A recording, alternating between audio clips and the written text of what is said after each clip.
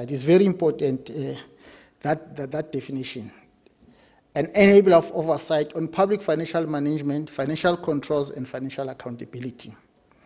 The Auditor General of South Africa audits the annual financial statements, performance objectives, and compliance with legislation. These are sections prominent in the report of the Auditor General of South Africa. SCOPA processes kick in when the Speaker has referred the reports to SCOPA for oversight and reporting. Our first sessions are briefings by the Gauteng Business Unit of the Office of the Auditor General of South Africa. This includes a briefing on a consolidated audit report and on each of the reports of individual departments and entities. The breakaway session also receives reports from the Public Service Commission, Gauteng Provincial Treasury, and the Forensic Unit in the Office of the Premier. Researchers of SCOPA then analyze the audit reports and propose questions to departments and entities. These are approved by the committee, which is SCOPA. Each executive authority has about 7 working days to respond to these questions. When responses are received, researchers conduct analysis and present their reports for deliberation by SCOPA. Depending on the quality of responses and the quantity of matters for follow-up, SCOPA decides if the executive authority must be invited to our public hearings. You will note that we require the executive authority, which is the Premier and MECs, and I think in your case the executive mayor, to appear. We require the executive authority to appear before the committee. This is because it is them who are accountable to the legislature, not the officials. It is them who table the reports in the legislature, not the officials. It is them who respond to questions by the legislature. It is them who are held accountable where resolutions of the House are not implemented. It could be different in your case, but I'm saying that's how we do it in the legislature. Because I'm not sure if the city manager addresses council, but you know better than me. In the legislature, the DG can't address the sitting of the legislature. The process is concluded with SCOPA deliberating on and adopting its reports before submitting them to the sitting. Next page. Where AXA has issued either a disclaimer or an adverse audit opinion, SCOPA denounces the provincial organ of state which has received such an opinion. It then calls for an urgent intervention by the executive authority in addressing the matters, which would have resulted in that audit opinion. SCOPA also conducts frequent oversight on the interventions submitted. SCOPA does so because of its understanding that a disclaimer or adverse audit opinion could be a result of the provincial organ of state concealing wrongdoing through poor record keeping or by evading the responsibility to account on their use of public funds. This could cause harm to the public through wastage that is a result of not instituting strong internal controls to manage resources efficiently. In cases of unqualified with findings and qualified audit opinion, the executive authority and the accounting officer are required to submit to SCOPA their audit action plans that explain what steps they are going to take to address the key findings and areas of qualifications to ensure audit improvements for better service delivery. This is in addition to requiring them to submit intervention plans on matters prioritized by SCOPA. In most cases, the provincial organ of state at the unqualified with finding space get that opinion by relying on the AXA to highlight misstatements for them to be corrected. If the Auditor General of South Africa would audit the annual financial statement without providing an opportunity to the provincial organ of state to correct misstatements, the majority will fall in the qualified space. This resilience on the Auditor General of South Africa is unhealthy as it breeds this reliance on the Auditor General of South Africa is unhealthy as it breeds incompetence. As such, SCOPA requires these provincial organs of state to submit their plans to improve the quality of annual financial statements without any reliance on the Auditor General's highlighting material misstatements. The next page.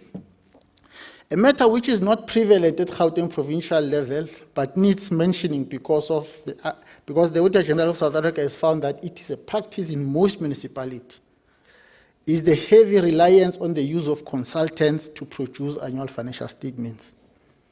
In all municipalities, there are officials appointed to run finance department and to keep proper records and to compile annual financial statements. Municipalities appoint consultants because of the incapacity of such units. The Auditor General of South Africa has found on several occasions that annual financial statements produced by some of these consultants do not meet the required standard, leading to these being receiving qualified audit opinion or even worse. Our national association, the SAPAC, is of the view that where municipalities have used consultants to produce the financial statements, such consultants must transfer skills and that their remuneration be linked to the audit outcomes as shall have been determined by AXA. So it means after the consultant has produced the financial statement and is qualified, then they must not be paid. Basically, that's what it means. Next page. Late or non-submission of annual financial statements by provincial organs of state is another in South Africa where it might have happened.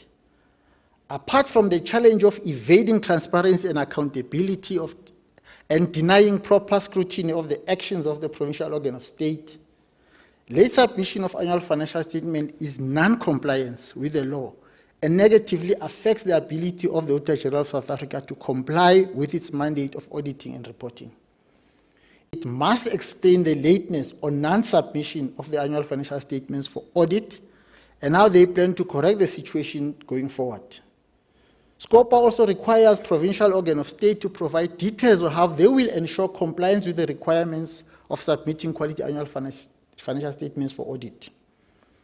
The financial reporting standards require provincial organs of state to report on their contingent liabilities or liability for litigations. Depending on the amounts involved, this could influence the audit opinion. It must be noted that there are departments that may not be able to eradicate litigations. Next page. Where these litigations are material, SCOPA requests that provincial organ of state should provide details relating to each of the litigation. This allows SCOPA to gain insight into the matters and measures taken to prevent such. It then requires that the provincial organ of state should investigate measures to reduce the occurrence of litigations and submit such plans for continuous oversight. SCOPA collaborates with the relevant portfolio committees to scrutinize Auditor General of South Africa's audit of performance information. The Auditor General of South Africa would report where it was found that there were easy targets or predetermined objectives achieved that are not clear or have no impact on the citizens. In some cases, the findings reflect unacceptable information provided as evidence of the achievement, or as a matter that is of serious concern to us is on non-compliance with legislation, especially management and what you call the unauthorized, irregular, fruitless, and wasteful expenditure, briefly UIF and W. Where the Auditor General of South Africa has found that proper processes were not followed to acquire goods and services for amounts above 500,000, I'm not sure if that's applicable to your case, that's the minimum, but you'll know better than me. SCOPA requires the provincial to address the matter. The government expects all its departments and entities to participate in promoting economic development, entrepreneurship, and job creation. This is done through encouraging government entities to comply with legal requirements to settle their bills with service providers within 30 days of 30 days. It denounces this non-compliance as unacceptable as it destroys entrepreneurship and economic development. SCOPA requires that the provincial organ of state should provide an explanation for not complying with the legislative requirement and to provide details of action they will take to address the recurrence of this matter. It must be noted that Gauteng provincial government has introduced own targets of paying service providers within 15 days of receipt of the invoices. Several departments are meeting this requirement, albeit at varying degrees. Oversight by SCOPA, however, does not focus on this target. Next page. Provincial organs of state are required to report and disclose unauthorized, irregular, and fruitless and wasteful expenditure, abbreviated UFW, as I said earlier, where they have been incurred. In some cases, these are established by the Auditor General during audit. The amounts of the UIF and W expenditure reported are related to the amounts incurred in the year under review or recurring from previous financial years where they were not resolved. Regarding findings on unauthorized expenditure, SCOPA is required to investigate this to determine the reasons for it being incurred. This is followed by the Gauteng Provincial Treasury preparing an unauthorized expenditure bill, making it a recommendation based on the views of the SCOPA if the amount must be condoned or be the first charge, which means they must be taken from the future budget allocation of the provincial organ of state. On the next page, on irregular and fruitless and wasteful expenditure, SCOPA requires that the provincial organ of state should provide details relating to the year under review, an indication of why these have not been investigated and where they're investigated, request for progress on the investigation. So it's not SCOPA that investigate the UIF and W, only investigate the unauthorized expenditure. And I think in the municipality it's a bit different, but you know better than me. In cases of accumulated amounts relating to prior years, SCOPA requires that provincial organ of state in this regard an indication of why these have not been investigated, and they are being investigated requires to be provided with progress on the investigation. Next page. Where irregular and fruitless expenditure have been investigated, SCOPA requires that the provincial organ of state must provide progress made in the implementation of recommendations of the investigation and the application for condonation submitted to Gauteng Provincial Treasury. As I continue. Okay.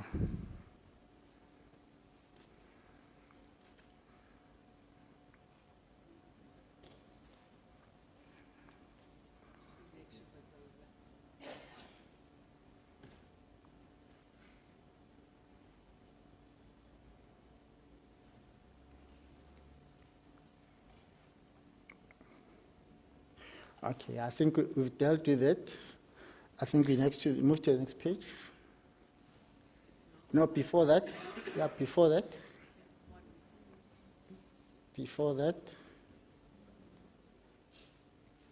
Okay, yeah, no, I think it's the next page, yeah.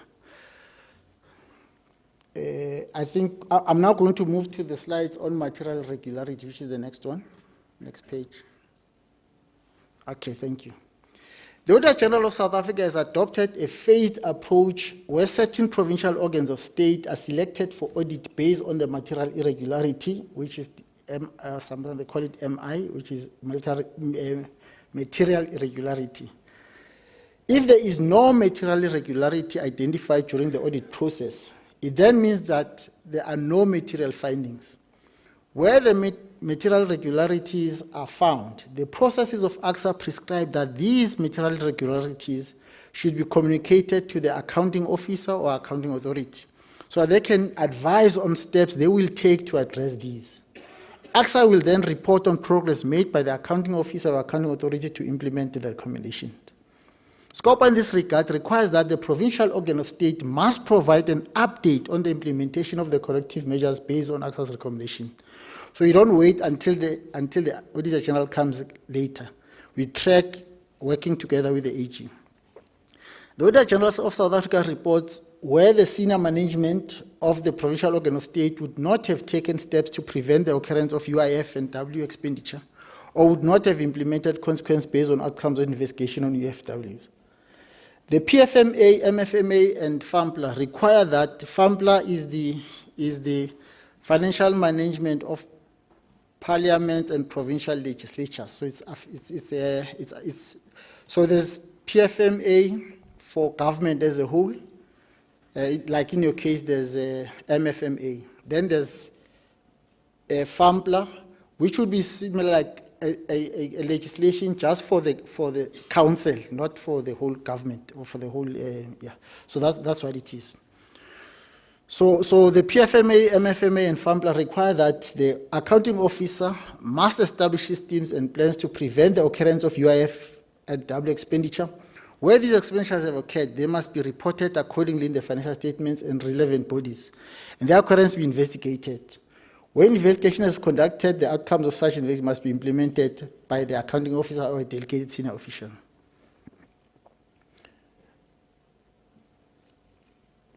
In the case where the findings relate to other members of the senior management, SCOPA requires an accounting officer or accounting authority to provide an explanation on the actions taken or to be taken to hold accountable those who did not take steps to prevent the occurrence of UIF and W expenditure or did not implement consequences based on outcomes of investigation of UIF and W expenditure. And I want to agree with the city manager, because sometimes there's a misunderstanding about consequence management.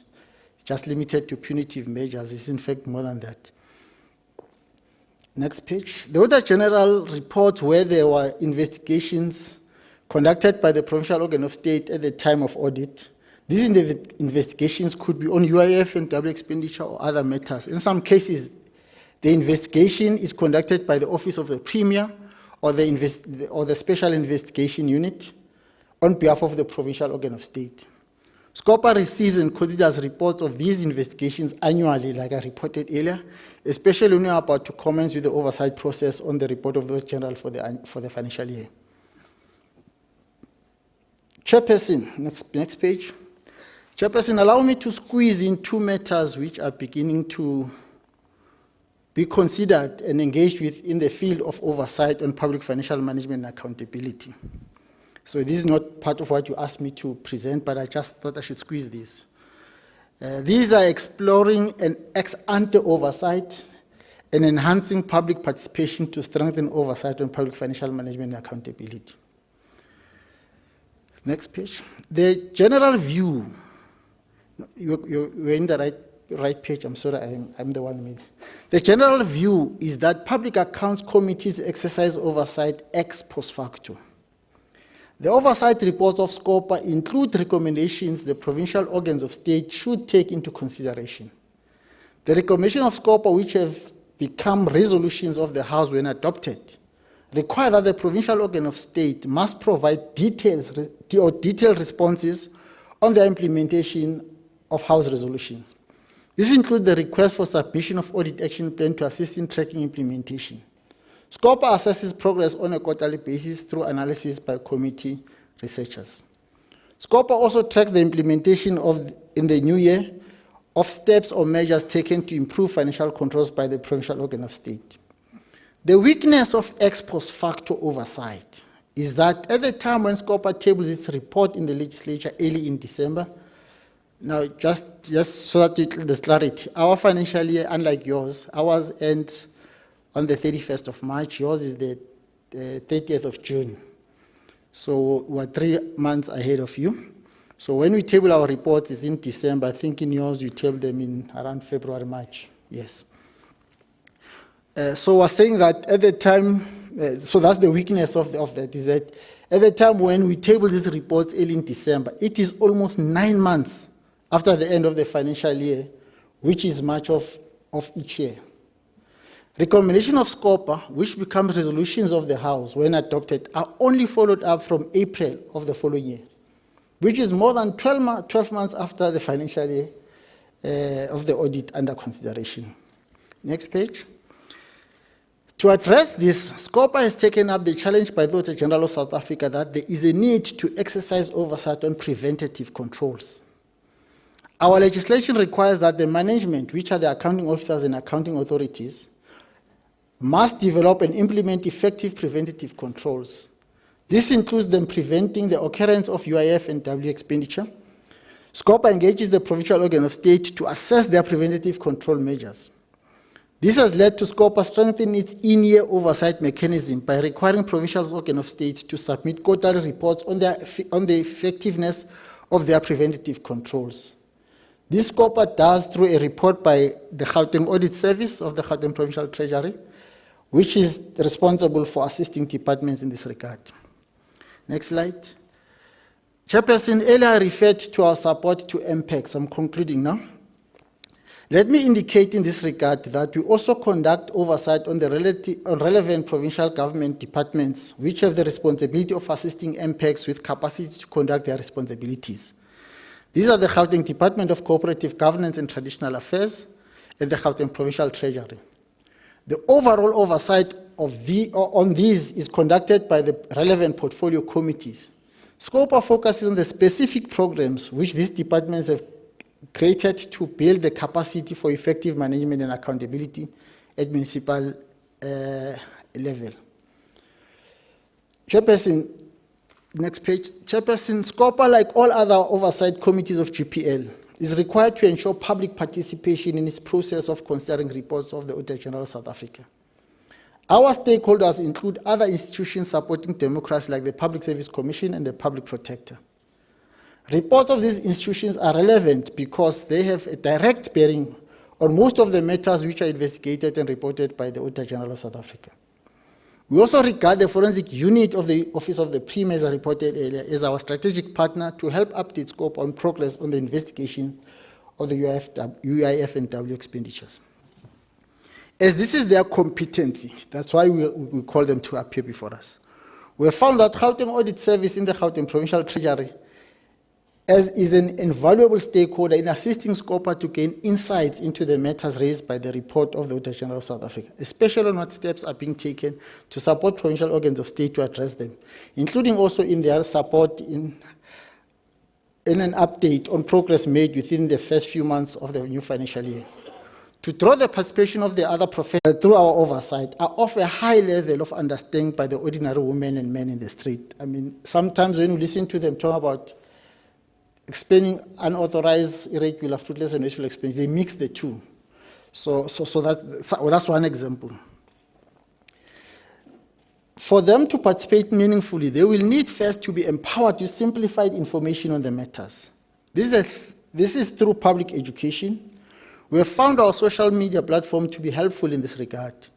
We're working with our petitions and public participation unit on a program to get to the citizens who are not on social media for our message to reach them. This is where we wish that we had the advantage of like you have in your disposal, which are the ward committees. Chairperson, let me conclude by raising the following. There are currently 3 avenues that are available for MPEX, the MPEC of the City of Joburg to share best practice. It can be argued that SALGA provides one such platform.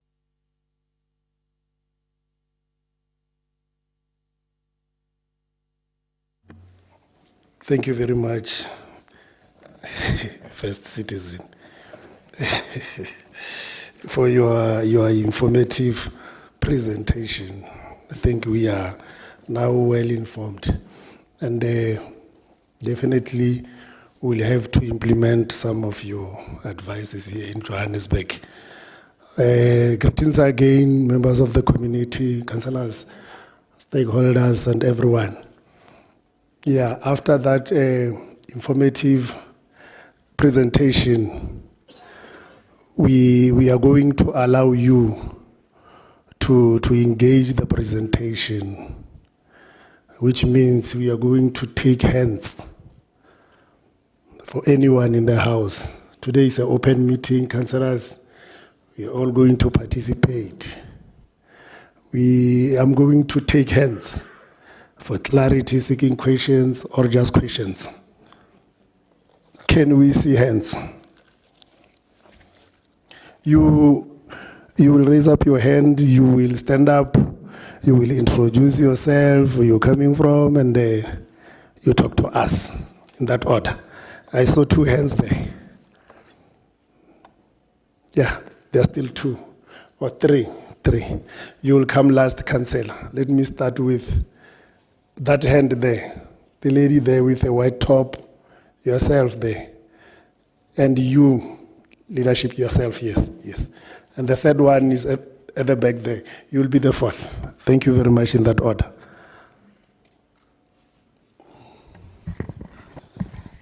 Thank you very much, Chairperson, for the opportunity and for the invite to be here.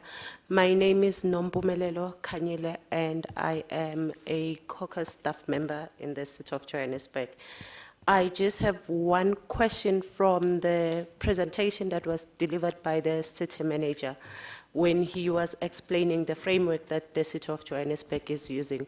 I would like to know that if the city and also even the committee of MPEC, if there are any plans to introduce social audits in their monitoring and evaluation framework. Thank you. Thank you. Hand number 2. Should be my brother there. You are number 3. No, you are number 2. No, thank you very much, Chairperson.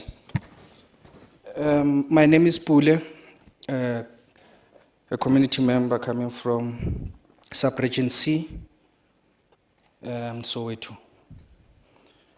So my clarity-seeking question will be around what has become a cliche, especially when you come to the issues of financial management. And I like it because the municipal manager mentioned it.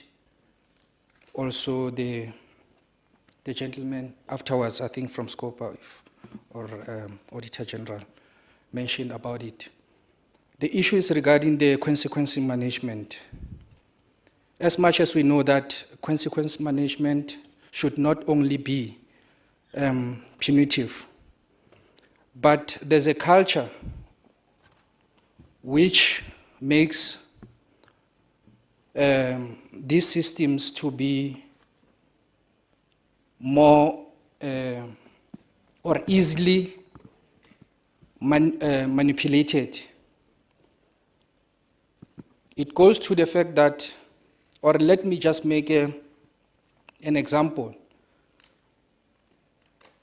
Most of the small businesses around the municipalities that we know, maybe it cannot be maybe the issue for local government, it might be the issue for maybe national government, because we know Auditor General doesn't have the teeth.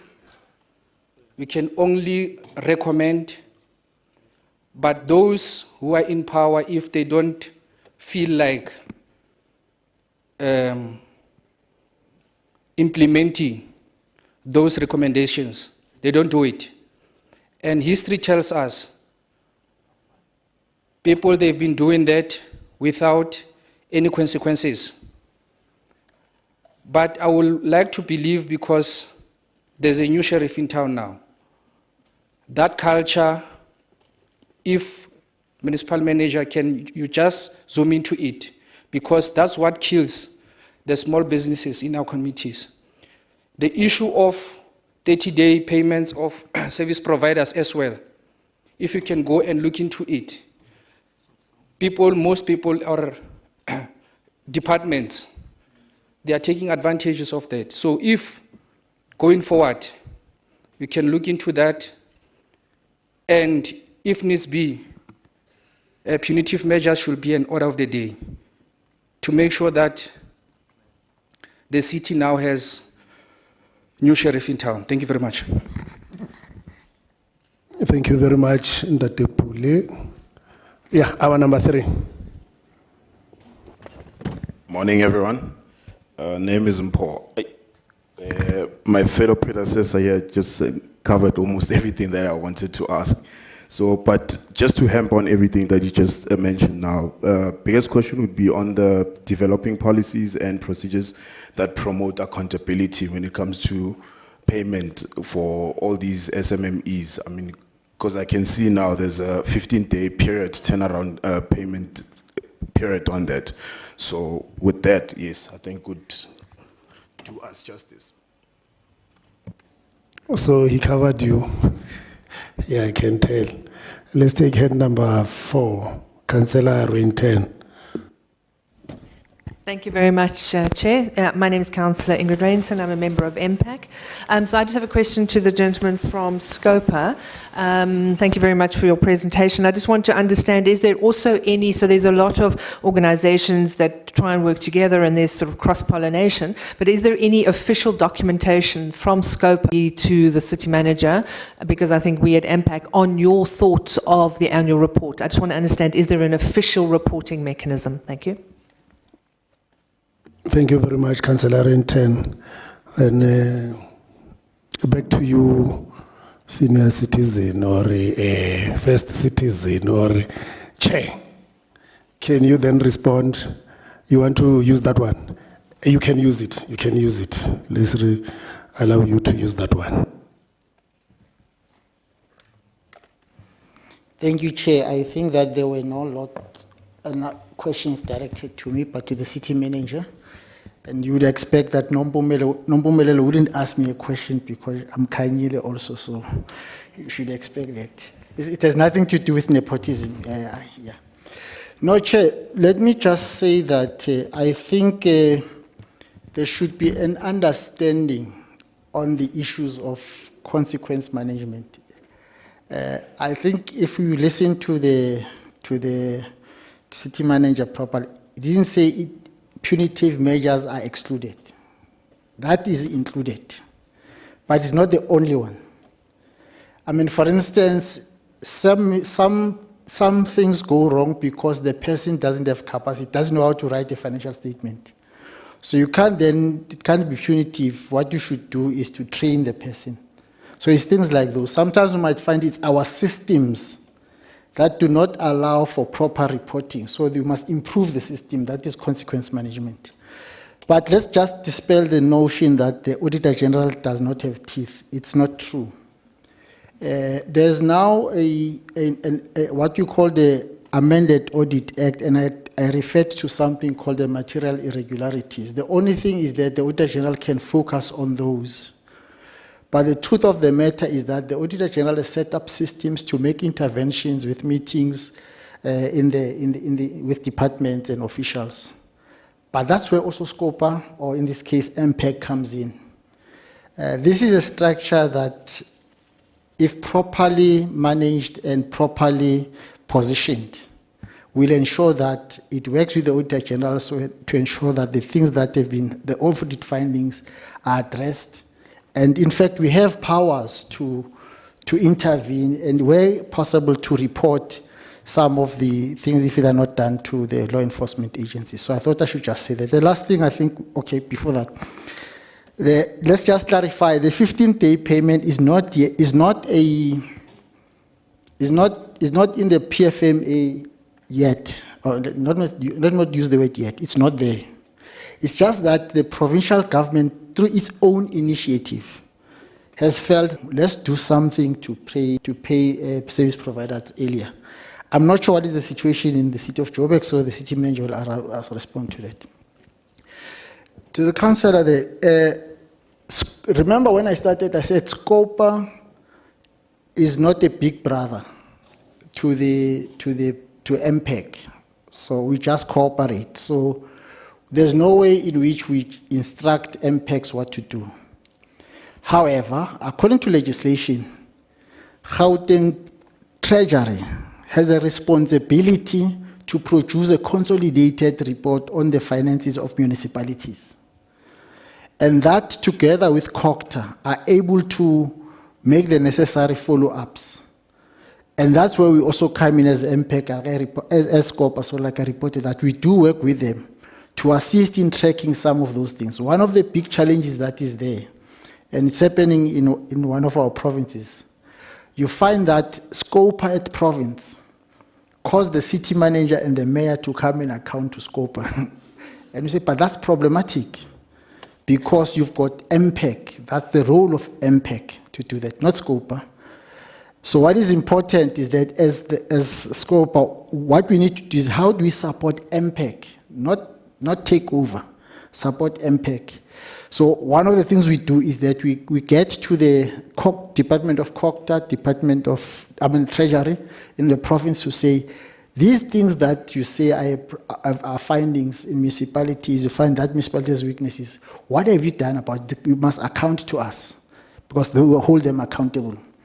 And we have a forum on a quarterly basis in Gauteng of all the public accounts committees, which is us and the municipalities, where we then talk about this thing, progress made or interventions that didn't work and all that, which I'm hoping that MPEC of Joburg will actively participate in. Thank you. And I indicated that towards the end of my presentation. Thank you very much. Thank you very much, Chair. Any follow-up question? Okay. We'll take another Mbengwa, you're number 1. Councillor Dagama, number 2. Any other hand?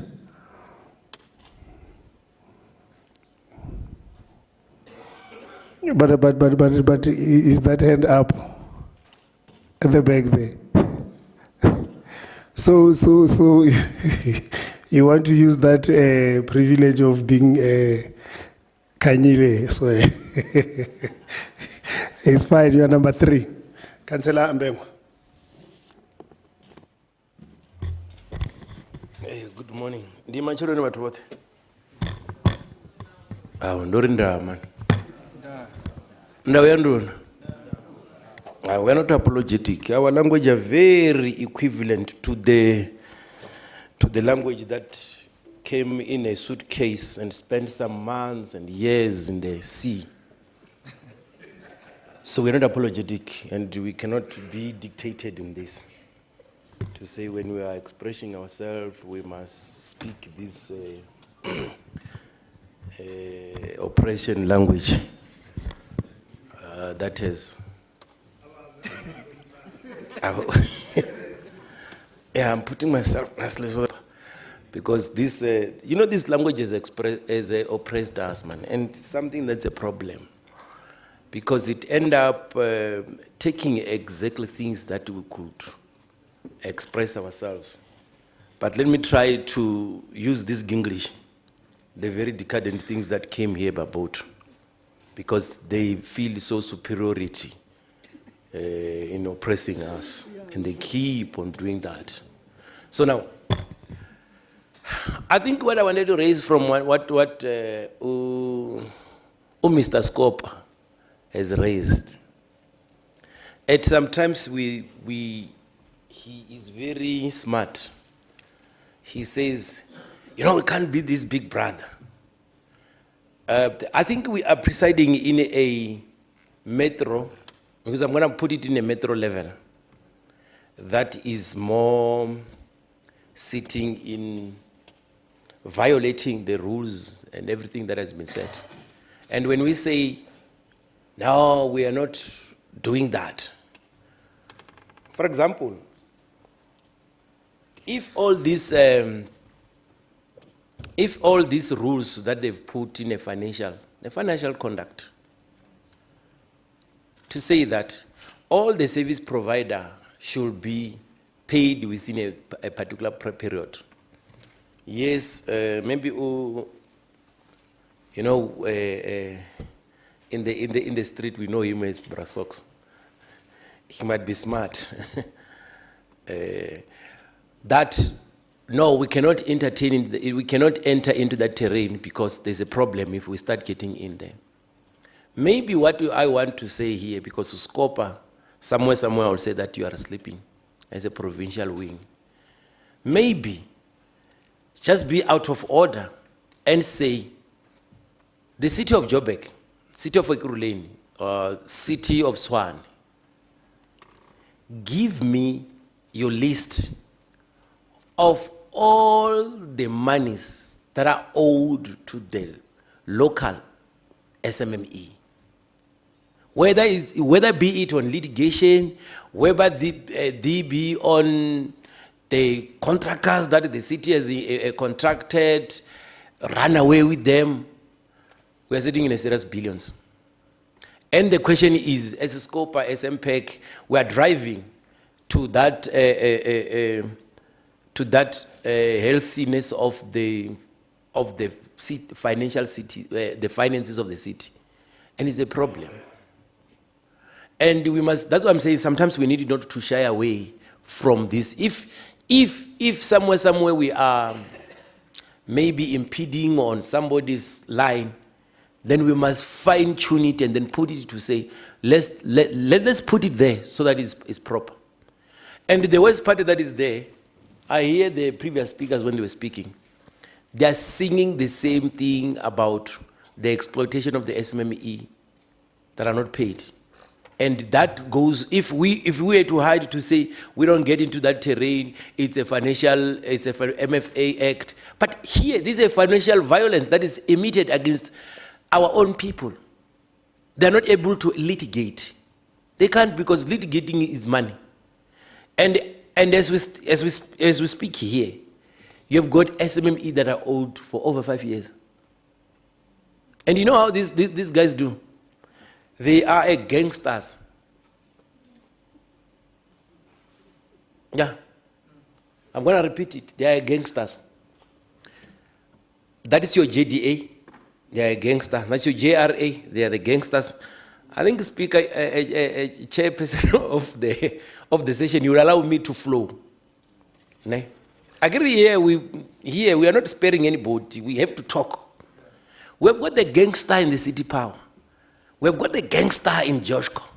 We have got the gangster in JDA. We have got the gangster in the city. And in all this whole role playing, you have got people that know that they have to do the right things. When I came to the council, they told me about ethic leader.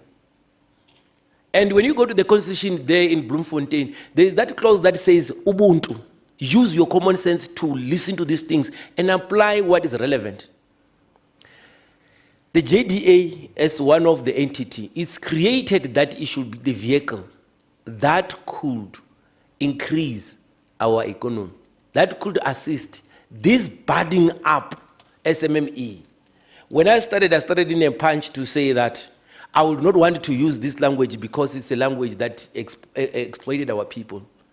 And we are sitting with that.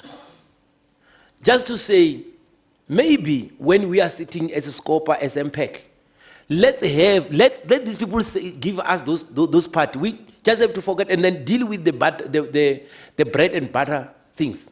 To say, for all the SMME that you have exploited, what are the punitive things that you are doing? 90% of the SMME are owned by the black people. Today they are closed. And you think that these people are crazy when they come to the office of the mayor, when they come to the office of the city manager. Maybe when you are sitting here, because I come from that, it's a problem that when you see me, I've got so much scars. Some you can't see it because you have to use microscope. Of exploitation, I was running business. I think I've started sending the CV 2004, 2005. Then I stopped. I started to work myself. I'm good with my hands. I work. I do a lot of stuff. So I don't want to dwell much on it because I'm sitting here as this. But there is so much pain that that these people have endured, including me. I'm a victim. So CM, I'm a victim. CM, I'm a victim, I'm bleeding. So the question is, can we gather these things and do justice? I'm telling you, if the SCOPA could shy away, the MPEC shy away, then it goes to the finance department. Those people, when you go there, people that have done all those works are our own people. But now when it's time to pay, they don't take responsibility. Can I be out of order, Chairperson? Can I be out of order, Chairperson? Can I be out of order, Chairperson? Can we also consider the issue of time? I want to say Councillor, wait, Councillor. No, I'm going to wrap it up, but I wanted to get a permission to be out of order. No, just in a proper way. Okay, just throw a question based on the presentation. Let me not waste your time. Sure. I'm a councillor in Hillbrow, notoriously known for the wrong things. But the question that I have is that those men, those ladies that are painted with this brush, the men that comes there to get that service, we don't include them. That's how this entity are behaving. They enjoy the benefits, but they don't want to be responsible for the outcomes. Thank you very much, Councillor Mbeu. Thank you very much. Can we also consider the issue of time? Thank you very much, Chairperson. I nearly thought somebody's caught by fleas on the other side, because I think the presentation was what we are here for. Just to ask the Chairperson of, the presentation presented by Scopa, on the responsibility that the city manager has towards the different departments and obviously all the Section 56 managers in the city, and their responsibility to report on what their departments have wasted or otherwise what their achievements were. Because it's really impossible to expect a politician to respond to those questions, because in any way, he's still going to get it from the city manager. That's the first thing. The second thing is that politicians are used to spin, if you know what spin means, change the truth to something that would completely blind the public out there. And that's the reason why it's the responsibility of the city manager, and therefore not, in your case, at the provincial level, the Premier's responsibility. Thanks. Thank you very much, Councillor Dagam. We only took 2 hands, right? We took 2. Yeah, the other 2 there is through agitation, but I'm going to allow you. You'll be number 1, and then you'll number 2. Oh, there is number 3 here. Oh, number 3, number 4. In that order. Oh, thank you very much, Chairperson of the day. My name is Pleasure from Soweto. Mine is just on the follow-up from our colleague from this side to say, a chairperson of Scopa mentioned something to say 15 days is only a grace in the legislature. But the question was referred to the city manager to say, can he guide us in terms of how they do things in the city? So I'm seeing, actually, I was confused to say, are we asking the question both gentlemen or one by one, so we can be clear how we deal with the questions in terms of the presentation? Thank you very much. Thank you very much, and that's a pleasure. Yeah. Good morning, everybody. Nzigalelo Dlamini, community member from Soweto. My question to the gentleman from Scopa. You mentioned that the 15-day payment is non-existent, basically. Is that not existent yet, or is it off the table completely? And my other question is to the city manager. You said that Joshko was the only one that received a qualified audit. What is being done, punitive or non-punitive, to get all the other entities to fall into line and also get qualified audits? Thank you very much, Ntate Dlamini. We are there. That's our number 3. You are number 4. Morning, Chair. My name is Elliot from Inner City. Chair, I have only suggestion and to a clarity as well, because when I heard the presentation, I didn't hear things that we in the inner city going through, especially even in the departments that we have, like George Cores and JMPDs on those ones. And then I think, and my suggestion is that may you please go and do a review, especially in these 2 departments. Maybe if you can cancel those database that we can start afresh. Because what I've found out is that in Georgeco, you may find that we have businesses that are coming from other regions to come and work in the Johannesburg. So I don't know if whoever who's doing that accountability, how do they work it out? So may you please check on that one as well. So it means that it happened in all these departments. Thank you, Chair. Thank you, Ntate Elliot. Yeah, you are number 4. Thank you very much, Chairperson. My question / my name is Sivuile from Ward 60. This very ward that we are currently sitting in here, it's my ward. It's just a comment and a question, really. So the city manager, in his demeanor and him speaking, he seemed very confident. His demeanor espouses competence. So at least on that side, we're inspired. However, he spoke about a lot of issues which are vague. He spoke about city power, that we're trying to increase the rate of collection. He spoke about engaging various stakeholders. So now I am actually confused in the sense that what type of questions are we going to ask? Because, or that are we allowed to ask in this committee? Because the first thing when you say that we are going to increase rates collections, I'm going to ask how.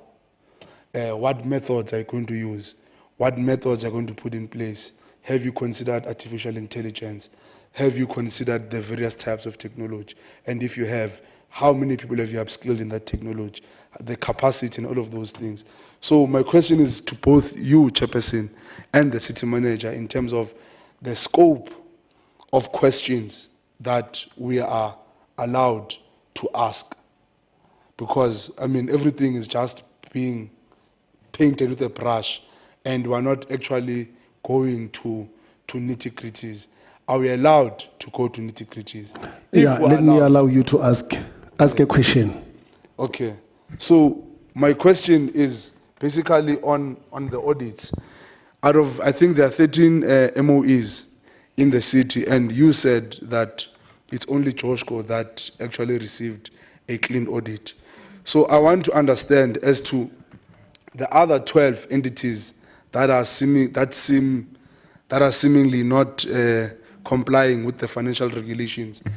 Have you considered using technology like artificial intelligence? There was a report that was released by the University of Johanneburg on how in other countries and in other departments, artificial intelligence, machine learning, deep learning, and all various technologies are used in order to do financial reporting as well as regulations. So have you considered those methods? Also, this question applies to the rates and the collections. If you look in countries like Singapore, how they use technology to collect rates and to monitor all of those things. So have you considered all of these things in your report? Secondly, if you considered them, we understand that if you look at the National Skills Survey that was produced by the Department of Higher Education and Training, a lot of the skills are lacking in South Africa, are lacking particularly in Johannesburg. Now I know that it is not the prerogative of the city to provide education and to capacitate. However, clearly the skills that are lacking are also affecting the city in an adverse way. So what systems are being put in place in order to capacitate the relevant individuals with the relevant skills in order to increase the efficiency in the running of the city, particularly in rates collections and in financial reporting? Thank you. Yeah, that was our last hand. And both the chairperson and the CM, they're going to clarify the house. So we've got everything here. But let me start with CM. CM, over to you. Thank you, Chairperson, for MPAC. Yeah, I think majority of the questions are for me as well, but it seems like they're related to payments of 30 days. Let me start with the first one. Nompumelelo, you spoke about and you asked whether we've got social audits. The answer is no. We don't have a specific social audit. What do we have is compliance and performance audits on specific projects and or categories of any activity. So there we will then have an indicator, and then linked to that indicator, we will then look at actual performance in terms of that. But the second part to that is we also have customer satisfaction, how we are being perceived, how we are seen from outside, and what is the daily lived experience of a specific, let's say, community or a resident. So not social audit per se, elements of social audits, yes, but that is done through your normal compliance and your performance auditing. Let me link the questions for Pule, Umpo, and the colleague here on the left. I didn't get his name, apologies for that, as well as Councillor Mbengwa. Issue of 30 days payments is a non-negotiable. It's set in law, it's legislation. It's not to be paid within 15 days, but it's between the day of submitting of an accurate, complete invoice where quality assurance would have been done from that particular day, and that be within 30 days. Usually, if there's no issue on any payment certificate, even from a construction base, we even pay before 30 days. So there might be, isolated cases where it's after 30 days, but usually it can be due to accuracy or assurances from a bill of quantity that we will not pay up until it is sorted in terms of, let's say, what the project manager would have done or what the executive would have wanted at that point.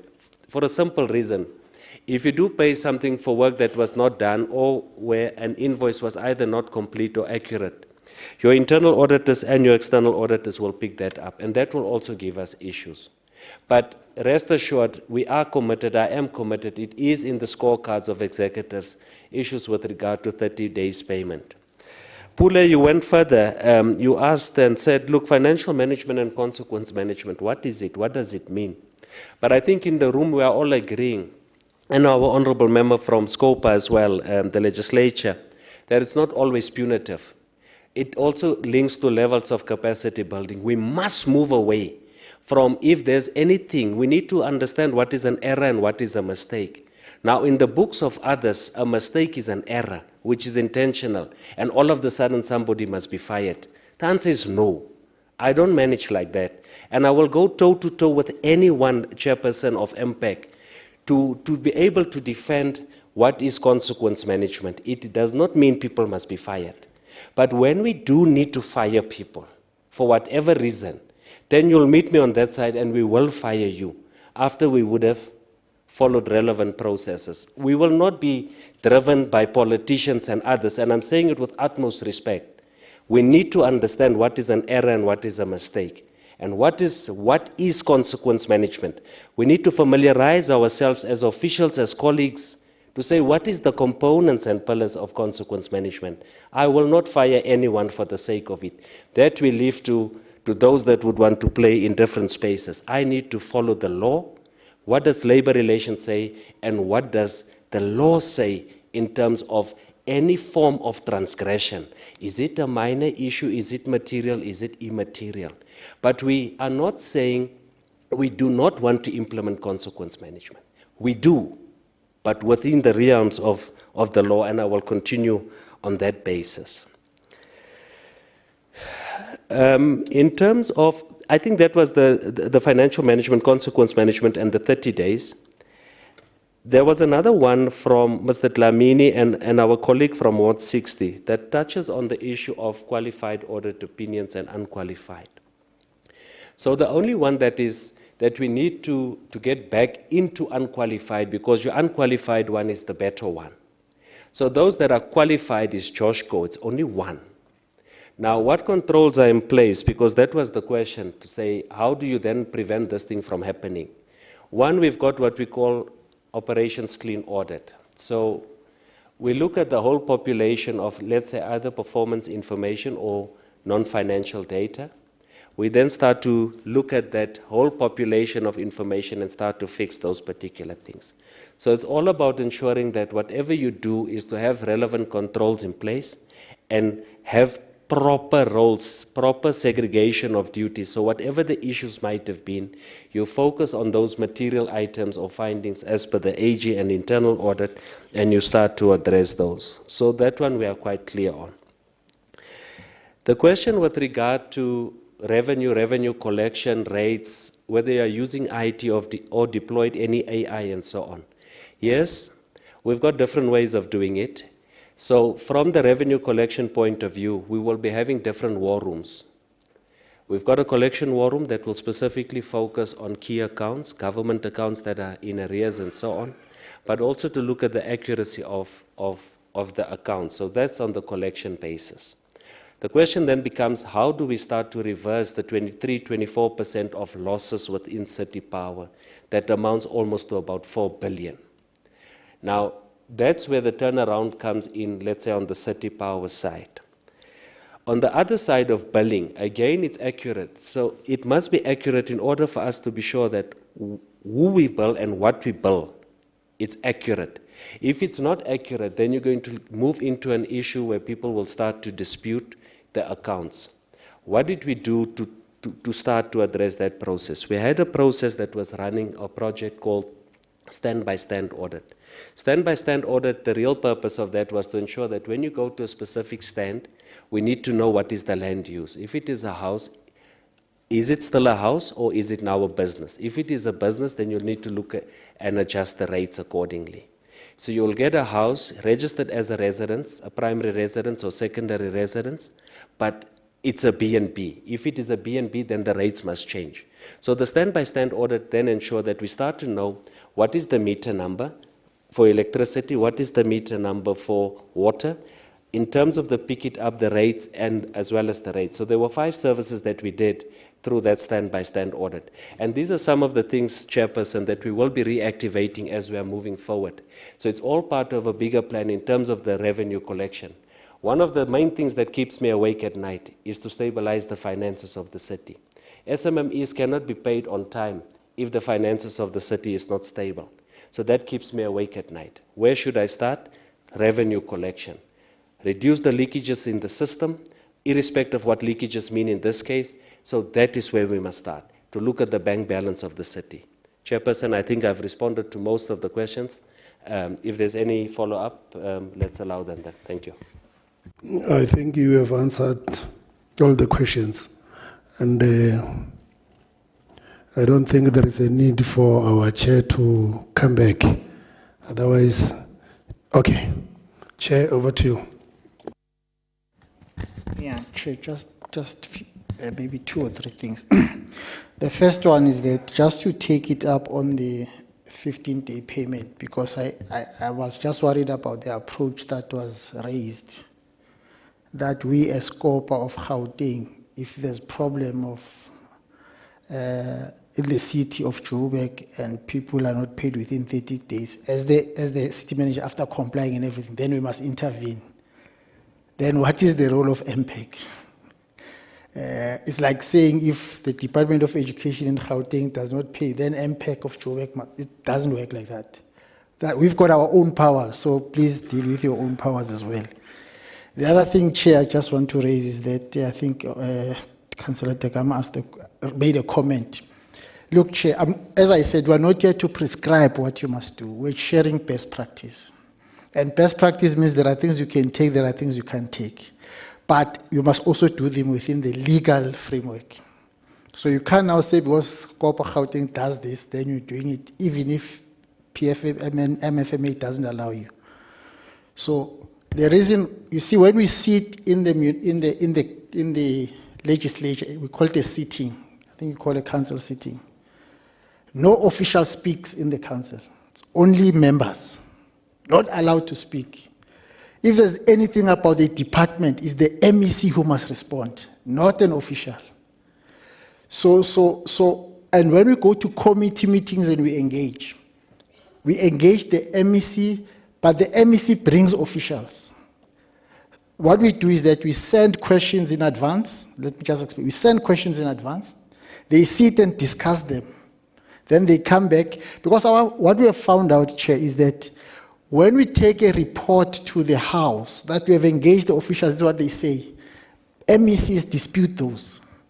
And the officials are not there to respond. But it could be that in your case, you do allow, don't change it, because if the law allows you, don't change it because we're doing it, that it's applicable. The last thing I want to say, Chair, is that, I think it was raised by Councillor Mbem.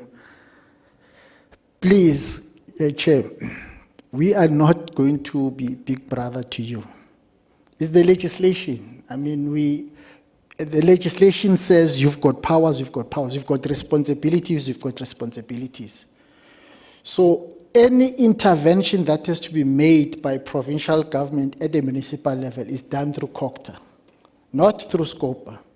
We just support, we don't, you know that SCOPA, if there are problems, but the MEC goes there, then there's regulation that allows all those other things. So I thought I should just clarify those things, Chair. Thank you very much. Thank you very much, Chair. We are moving, good people. I mean, we all have this document in our position, right? When you look at the time there, it's now 5 minutes past 12, if my time is correct.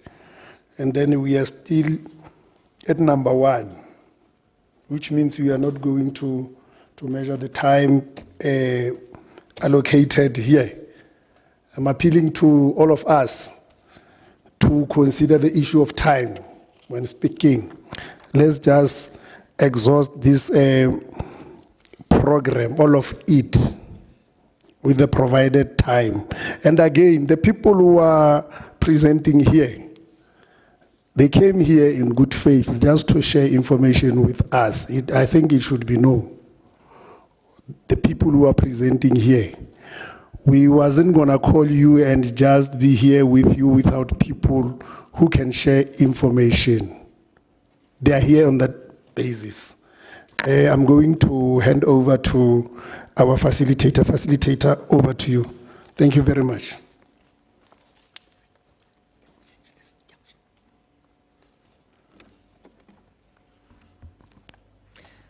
Thank you very much for the previous presentation from the Association of South African Public Accounts Association. And I just want to welcome everybody that's coming in the meantime, and also anybody that's listening and able to access this meeting via the streaming. Our next presentation is from the South African Cities Network. It's Mr. Danga Maghugu, if I'm pronouncing your surname correctly. Just the profile, Dango's profile at SACN, which is Cities Network, covers urban governance and municipal finance. The Well-Governed Cities program considers how South African cities are governed and whether the political and institutional context is stable, open and dynamic enough to accommodate varied objectives and interests.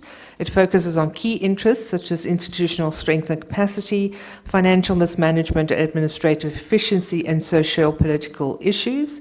Danga has worked in 3 countries and on 2 continents in both the private and the public sector, including as an independent consultant in democratic governance, conducting research for a range of clients, including the City of Johanneburg, Department of Public Service and Administration, Mpumalanga Provincial Legislature, the South African Local Government Association, SALGA. He has an AB economics major from Harvard University, a BA honors, and an MSoc Sci, democratic governance from the University of Cape Town. Thank you.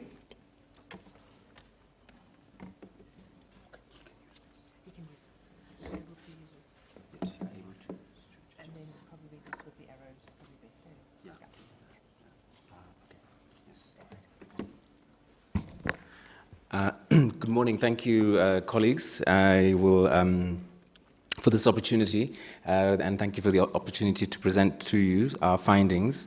As you'll have heard, the South African Cities Network, so I see Comrade Mbengwa, I'll be using the colonizer's language and in presenting today, but just to say that we're a network of the cities themselves. You'll see on that presentation our participating cities are there, City of Joburg, including also Buffalo City, Ekurhuleni, Mangaung, Tshwane, as well as Nelson Mandela Bay and eThekwini. And the organization was started in 2002 by the mayors of the municipalities who, if you recall the local government white paper, realized that metropolitan government demanded particular challenges, and realizing that and recognizing that, they set up our organization to look at some of the policy challenges that were faced in the metropolitan municipalities, specifically looking at productive cities, inclusive cities, sustainable cities, and also well-governed cities, which is the area that I cover, and which looks at urban governance and municipal finance. And that's what I'll be presenting today, some findings around city finances, which I thought would be useful because the committee, of course, is looking specifically at the annual report and conducting an oversight role of the finances of the city of Johannesburg. But I do think it's useful to place this in a broader context of metropolitan municipalities more generally and our participating cities, as you see on screen there. I'll just give you a quick overview of the presentation. What we are doing in this report is looking actually over a 10-year period. So we all know that in 2016 was a watershed election in terms of local government with the changes, increased political competition, coalition governments appearing for the first time. And so what we thought would be interesting is rather than do a 2-year view of city finances, which is what we've done historically, we said we now have 10 years of data. Let's compare across the 10 years. So the local government administration from 2011 to 2016, and then again from 2016 to 2021. So what we do is we do a 10-year look at city finances, and I think you'll find it very useful because one of the criticisms that has been post-coalition government period is that long-term city plans, which are the key really, and infrastructure essentially is a long-term investment, which is basically what cities are here to do, is to provide basic services through the provision of infrastructure so that SMEs can run their businesses with electricity, so that we can have water in our homes, and so that businesses can function, through which we all have jobs, and therefore we all pay rates, and the city continues, and the finances, as the city manager mentioned, are balanced, and indeed we have a rosy picture. We also then, based on that look back, are able to look forward and say, what are the main challenges facing cities in terms of the financing, and what are the things that we need to think about?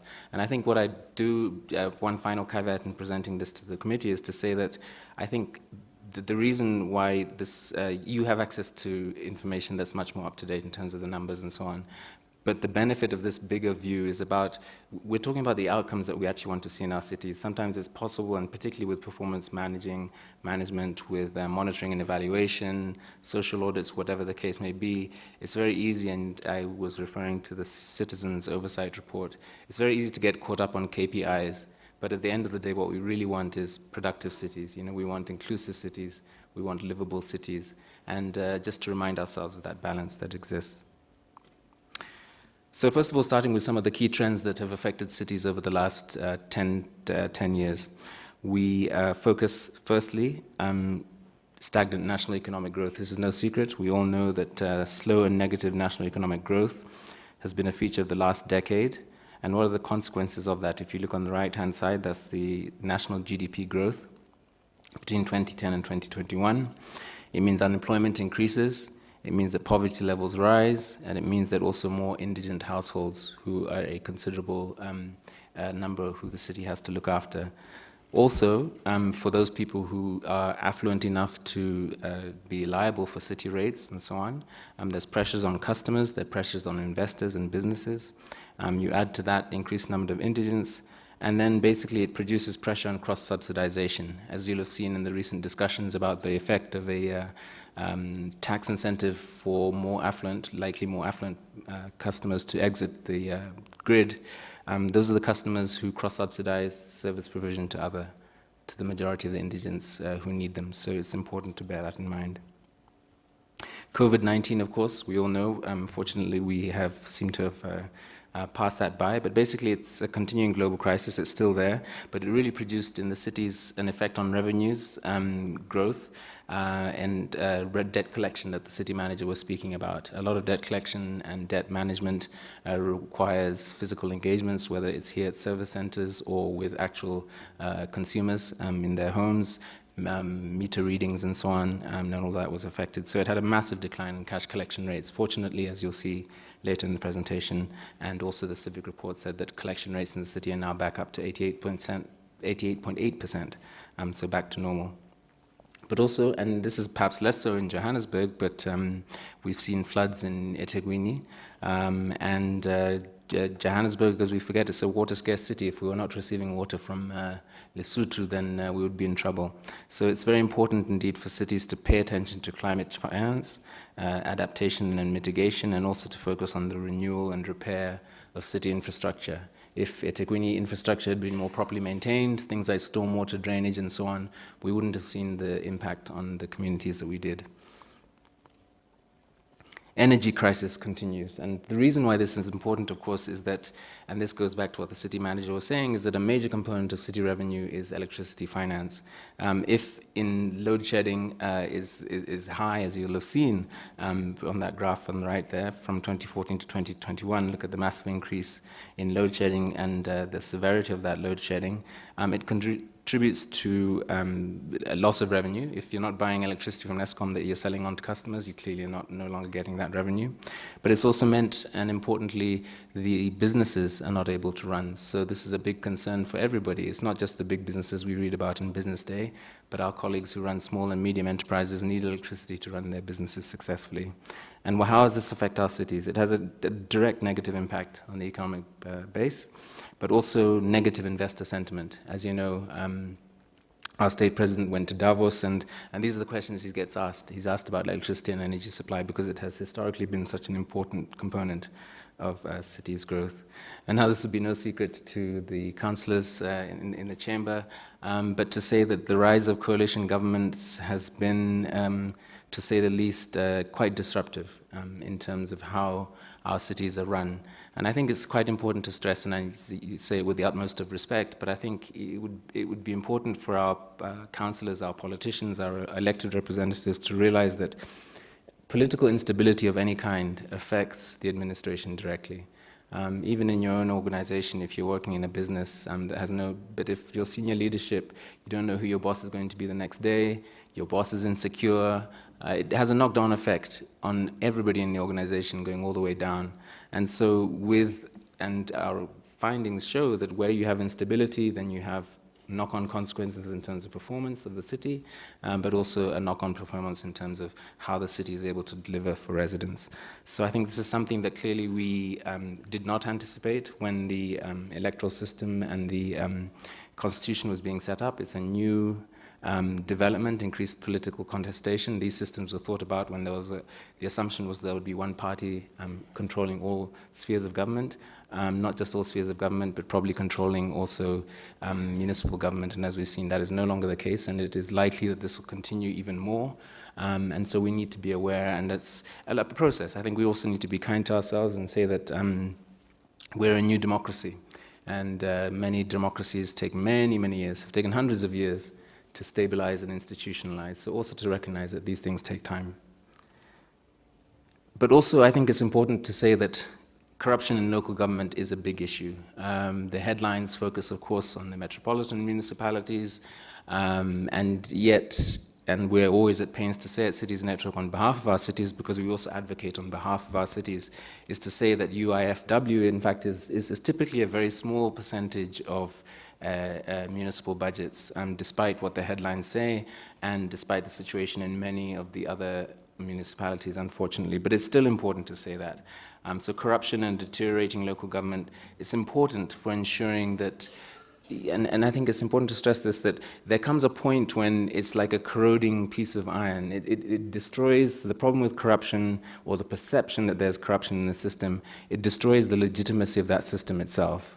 And so when citizens say, well, we don't trust the system, we don't trust the people running it, we don't listen to what they say any longer, that is actually the big danger of corruption. It's not the immediate monies that are lost, which, as I said, in metropolitan municipalities are not that great, but it's about eventually the system, people say enough, and you see civil unrest. This is what happens. People say this system does not, my representatives do not speak for me, they do not achieve the things that I want to see, they're not implementing the outcomes that I would like to see, and they withdraw from the system. In the worst case scenario, as you see, and I like to remind people, I mean, I'm from Malawi originally, you see across the continent, eventually people just withdraw. You do what you can, you operate despite government. You know, we're still in a situation where government is in a position to provide for a better life for everyone, and in many ways has achieved many incredible strides.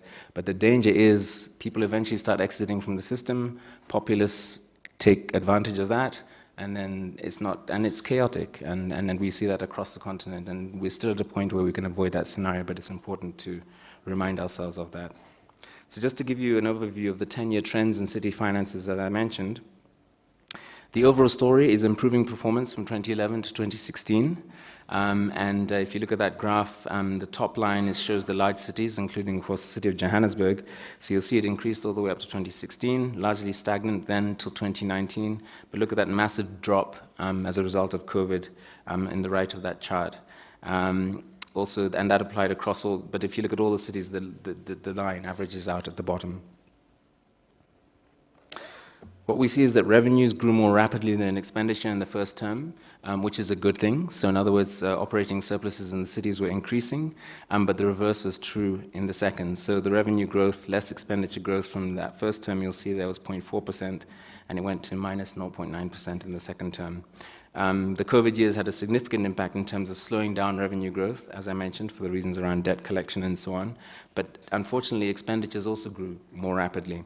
And so that led to a switch. In fact, expenditure growth then, you'll see, was minus 2.3% in the second term. And looking then at the various categories of revenue streams, aside from sanitation and transfers, they've all grown less rapidly in the second term compared to the first. And I want to draw your attention, if you see the electricity revenue, the decline in electricity revenue, massive decline across that period. So as we said, this is a fundamental part of this. Then you can see that the city fiscal model is in deep trouble.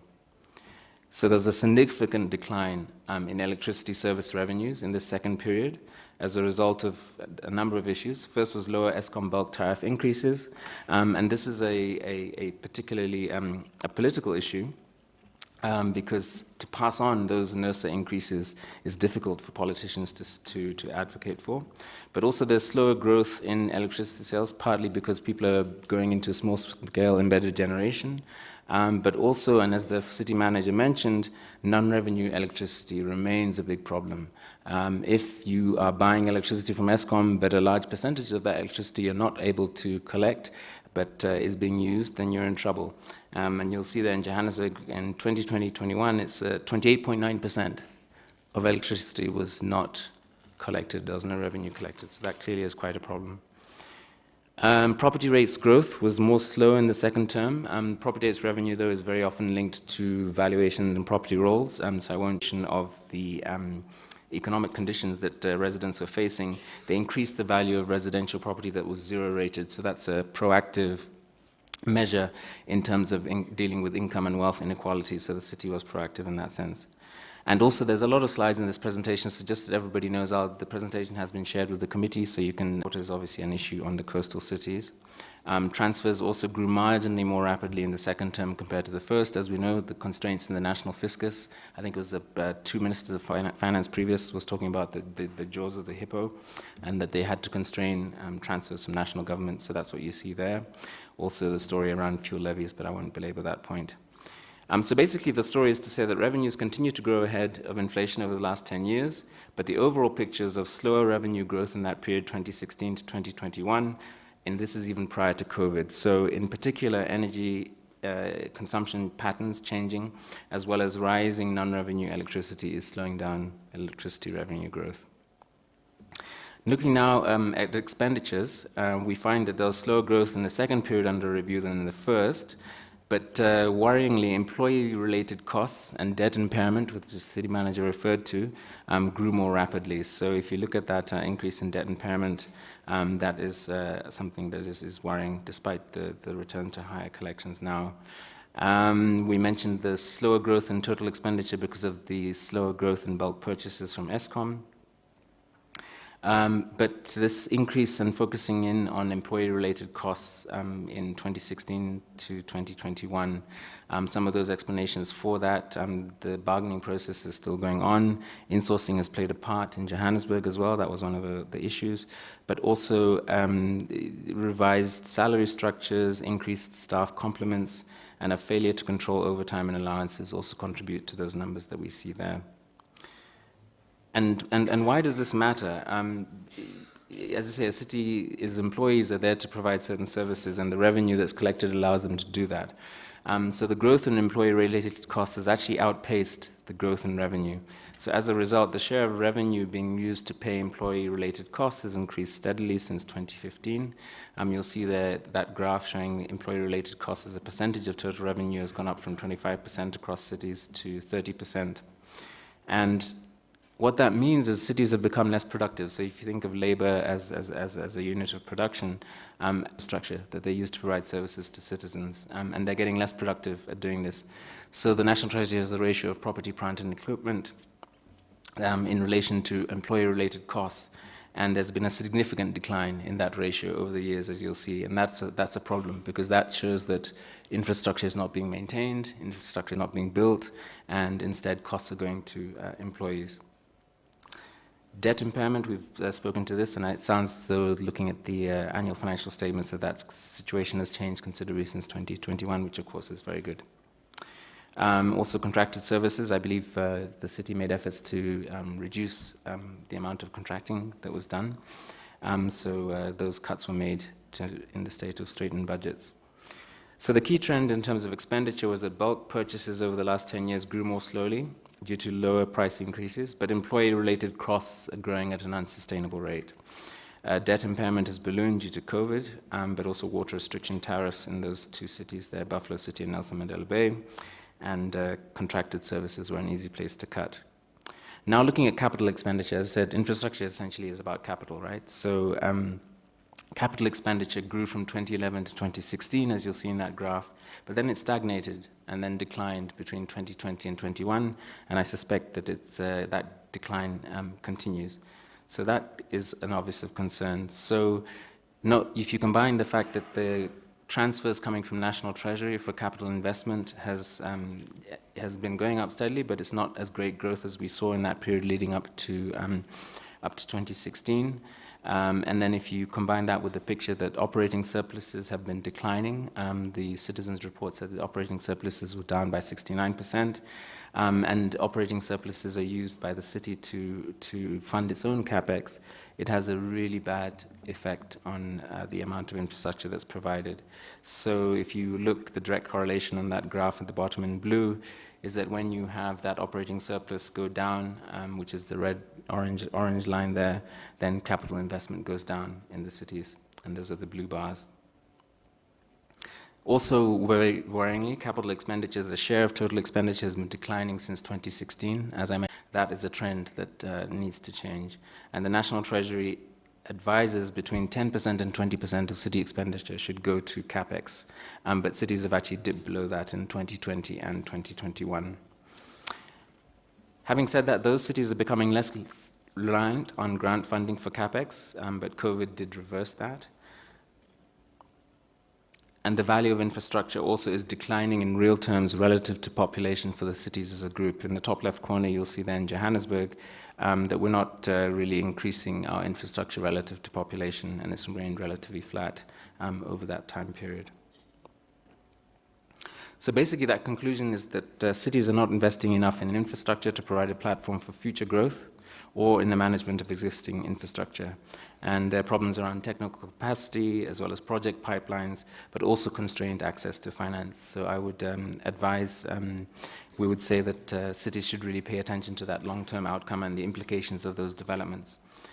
So looking at the 10-year story in summary, we see that there's been an improvement in performance in the first 5-year period from 2011 to 16, despite increasingly difficult circumstances, but a decline over that second 5-year period from 2016 to 21 due to revenues coming under pressure, employee-related costs increasing rapidly, and then COVID dealt a blow really to a system that was already in decline. And the key concern for long-term sustainability is the underinvestment in infrastructure. And when we do this research, I mean, we speak to the CFOs, we speak to people in revenue management in all of our cities, we speak to as many as 40 different respondents across the metros. And this is a direct quote from one of those respondents. It says, "The appalling consequences of low investment levels go beyond the hardships to individuals and families. They also strangle the entrepreneur and investor, from small cottage industry to big exporters. No one can do business in an environment with failing water, and electric services, and potholed roads. Now, in terms of taking stock and looking forward, and this is the last few slides I'll share with you, we definitely see some successes in terms of financial systems and reporting within the cities. Also, this committee, in terms of support and oversight, I think has been valuable, and that is to be commended. But also strengths in strategic planning in our cities, but also the city voice. So the National Treasury Intergovernmental Relations Department convenes a quarterly city budget forum in which cities speak to the National Treasury around issues of mutual concern, and indeed also do budget benchmarking visits and so on. And also data-driven intelligence has been useful. So in all these areas, these successes are partial, but there is more work to be done. But one of the key learnings that we find is that leadership and stability are vital. As I said at the very beginning, we can show direct correlations between cities who have city managers and senior administrators in place for a longer period of time, and the outcome indicators, both in the SD-BIPs as well as the longer-term outcome indicators. So the biggest predictors of a city's success are a stable political administrative interface and strong, stable leadership. Some of the issues that are still unresolved, and this is just a more general comment, I think, is differentiation between the cities. I think this is really a question for the national government to consider, is that different cities perhaps require different approaches. But also some of these questions around powers and functions, but also city autonomy. I mean, one of the things we're at pains to stress within the cities network is that we do, in fact, unlike many other African countries and countries around the world, have a genuinely devolved system where the local sphere, and we refer to co-equal spheres of government. And I think it then gives cities, in fact, they should seize that space. I mean, they are equal to national government. And at times, though, however, the relationship, particularly with National Treasury, becomes one that is more hierarchical. We also, looking at horizontal integration within cities, it was good to hear the city manager speaking about that need for horizontal transversal management that feeds up into the outputs across departments. But also capacity and professionalization. A lot of the challenges we see are not necessarily because of malfeasance or people wanting to do things badly, but simply because they do not have the capacity. So increasing people's capacity will make life much easier for them and make for better city administration. But also this issue around accountability and consequence management and enforcement. I think it's fair to say the systems are in place, as the colleague from Scopa mentioned, but sometimes while the issues may be around capacity, but I think citizens do want to see some form of consequence management when in fact malfeasance and intentional malfeasance has occurred. And I'll just end with this about the fiscal framework. I mean, there have been calls, for example, to increase the local government equitable share, which would help cities with dealing with indigent populations. But in the current constrained fiscal environment, I think it bears reminding everyone that the other spheres of government are also looking for money. So the first thing that National Treasury typically says is, well, where are your efficiencies? Reduce your non-revenue water, reduce your non-revenue electricity before you start asking me for more money to do other things. Some of the things I think it's important for our cities, administrators and politicians to be aware of is, of course, climate change is an issue. Also, sustained underinvestment in economic infrastructure and renewal is really an ongoing problem, and that can't be stressed enough. Also, and we see this, increased energy independence. I mentioned the tax credit that the National Treasury is offering for small-scale embedded generation, which means that a major component of city revenue is going to change, and that energy business is going to be affected by these developments, and cities need to think about that in advance. Also, there'll be shifts in the water business too, eventually. The similar changes we expect to see there. But also, I see digital infrastructure and looking at the SD-BIP indicators, I think that was the second lowest, other than, I think, well-run cities, the percentage of indicators achieved was 45%. I think smart cities was at 30%, I think, below that. So just to say that there are ways in which digital infrastructure could be improved.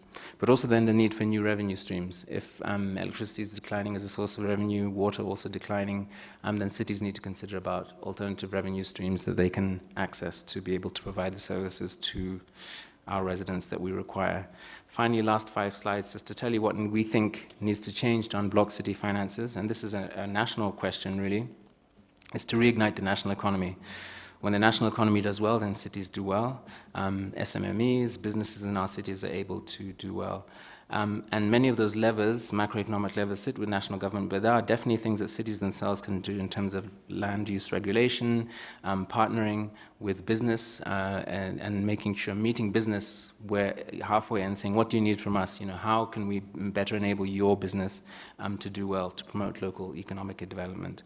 And once again, one of our respondents says, what makes a city work? It says basically the economy that underlines it and the city's ability to legitimately tax that economy is really the central way to making a city work. I won't belabor this point, but it's to stabilize politics and sanitize the political administrative interface. The instability has a direct knock-on effect. And this was the response from someone within an administration saying, you cannot solve a political problem with an administrative solution, which I think is quite telling. Also, we call for strong leadership and organizational culture change. Strong, stable leadership is vital for success. You need a restored culture of good governance and service and pride in being a city employee. Eliminating corruption is very important as well, but also very improved relationships with business and communities. And I mentioned that trust deficit before. I think there's a sense that cities do not engage enough with the broader society within which they sit. Also, we call for improved agility, and I suppose this is now a tension between some of the oversight mechanisms that we have, but it'll be no secret to any of you that the local sphere is very highly regulated, and at times, in bigger cities such as the city of Johanneburg, where there's opportunity for innovation, some of that is stifled by the regulations. So we say, although be careful of grand systemic reforms, but cities that are in a position and have the capacity, departments that have that capacity to innovate, to test around how different ways to provide services, different ways to collaborate with faith-based organizations, for example, should be encouraged, and cities should be allowed to do that. And just in concluding, just to say the changes required are complex and difficult. We do recognize that. The local sphere, and we, working in the local sphere, we clearly understand. I mean, it's very different. Working in national and provincial is a cakewalk compared to the challenges that you face in the local sphere. But it does require action from politicians and officials across all spheres of government. And our cities are the core of our economy and the home to the majority of our people. So this is something that is critically important. They're in financial decline. I mean, I think we should be quite frank about that. And we simply cannot allow them to fail. Thank you.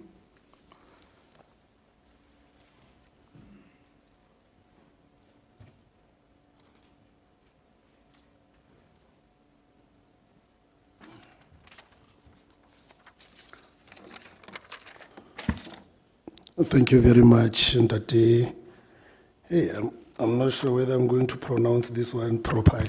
Whoa. Thank you very much, Ntate Mugogo. Okay, no problem. Thank you very much for your informative presentation, and we are looking forward for possible implementation on some of your areas. As usual, we are going to afford you an opportunity to ask a clarity seeking or just questions. Can we see hands for clarity seeking questions with regards to the latter presentation? Let me start this side. I don't know whether I'm going to remember your names, but there was Pule there. Let Pule be number one because I can still remember his name. You are Pule, right? Sure.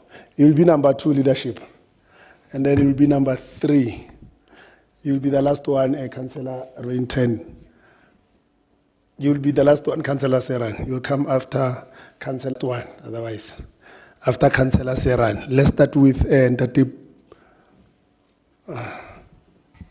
Wait, there is another hand there. Hey, they are mushrooming these hands.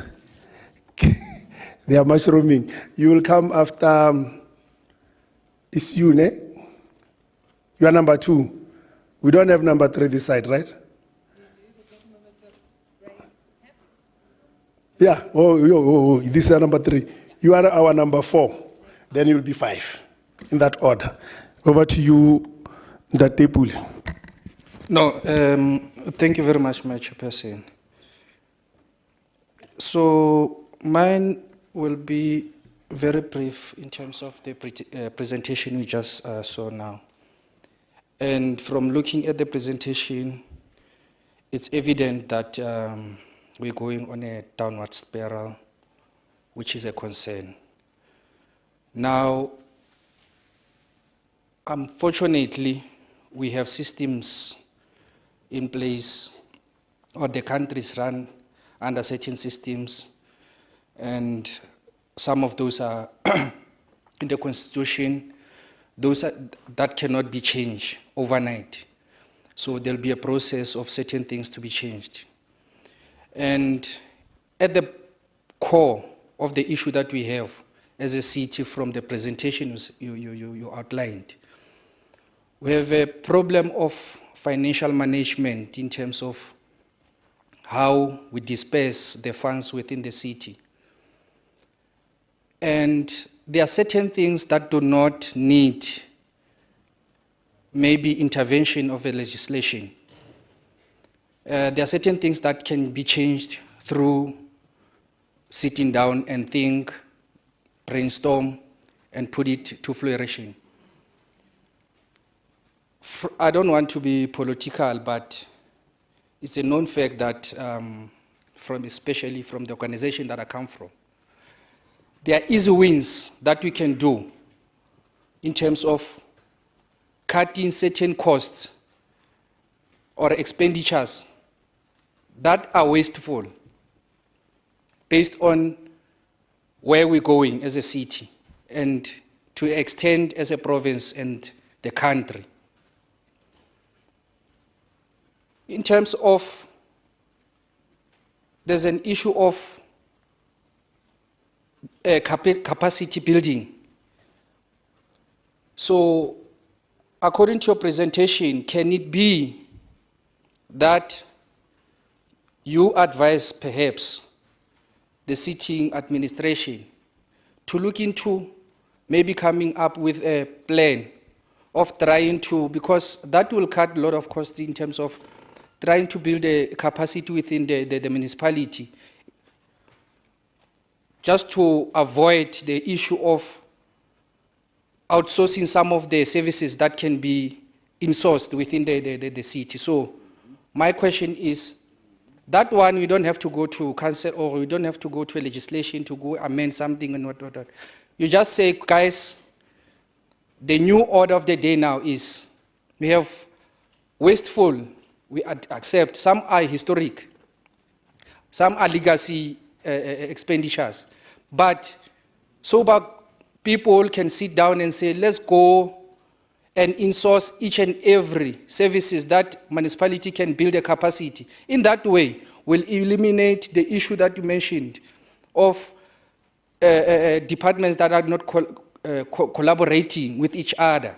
Because even if there can be change of political leaders, but administratively, you'll have the core services that are rendered to the city undisturbed.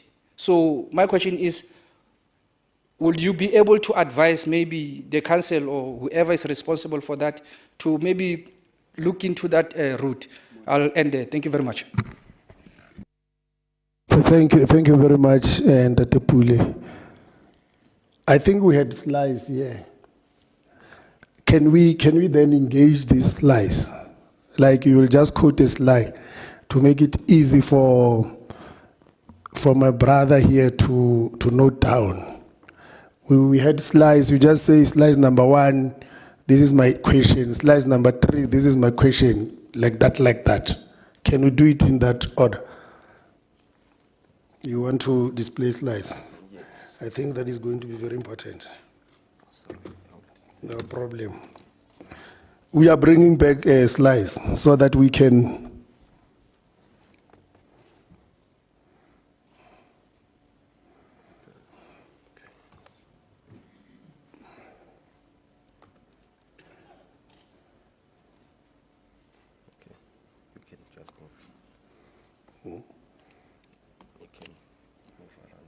This one, you go there. Yeah, this one is fine. This one is fine. Okay. I think we can all see slides here. We are going to engage these slides. Otherwise, we are going to lose this direction. Number 2, over to you. Aish.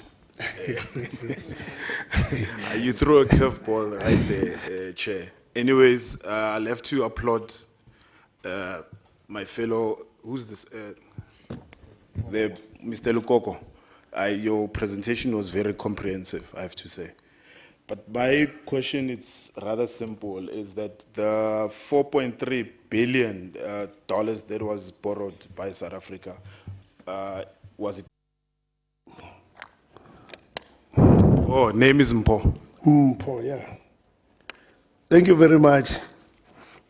Thank you very Thank you very much. My name is Tsepo Chauke from Alexander. So my questions are as follows. I've managed to draft something here, though you were running away, but at least I got these few questions. So I need to find out from your research network that what are they doing to assist municipalities in making sure that the revenue collection rate grows? And then secondly, according to your city network research, when did the COJ start to have financial instabilities? And what is the main cause of this? And what is your advice to the COJ specifically? Thank you. Thank you, Ndate Chauke. There was another hand at the back there. Yeah. Thank you, Chair. My name is Lefty Lefote. I'm from Sub-Region A in Diepsloot.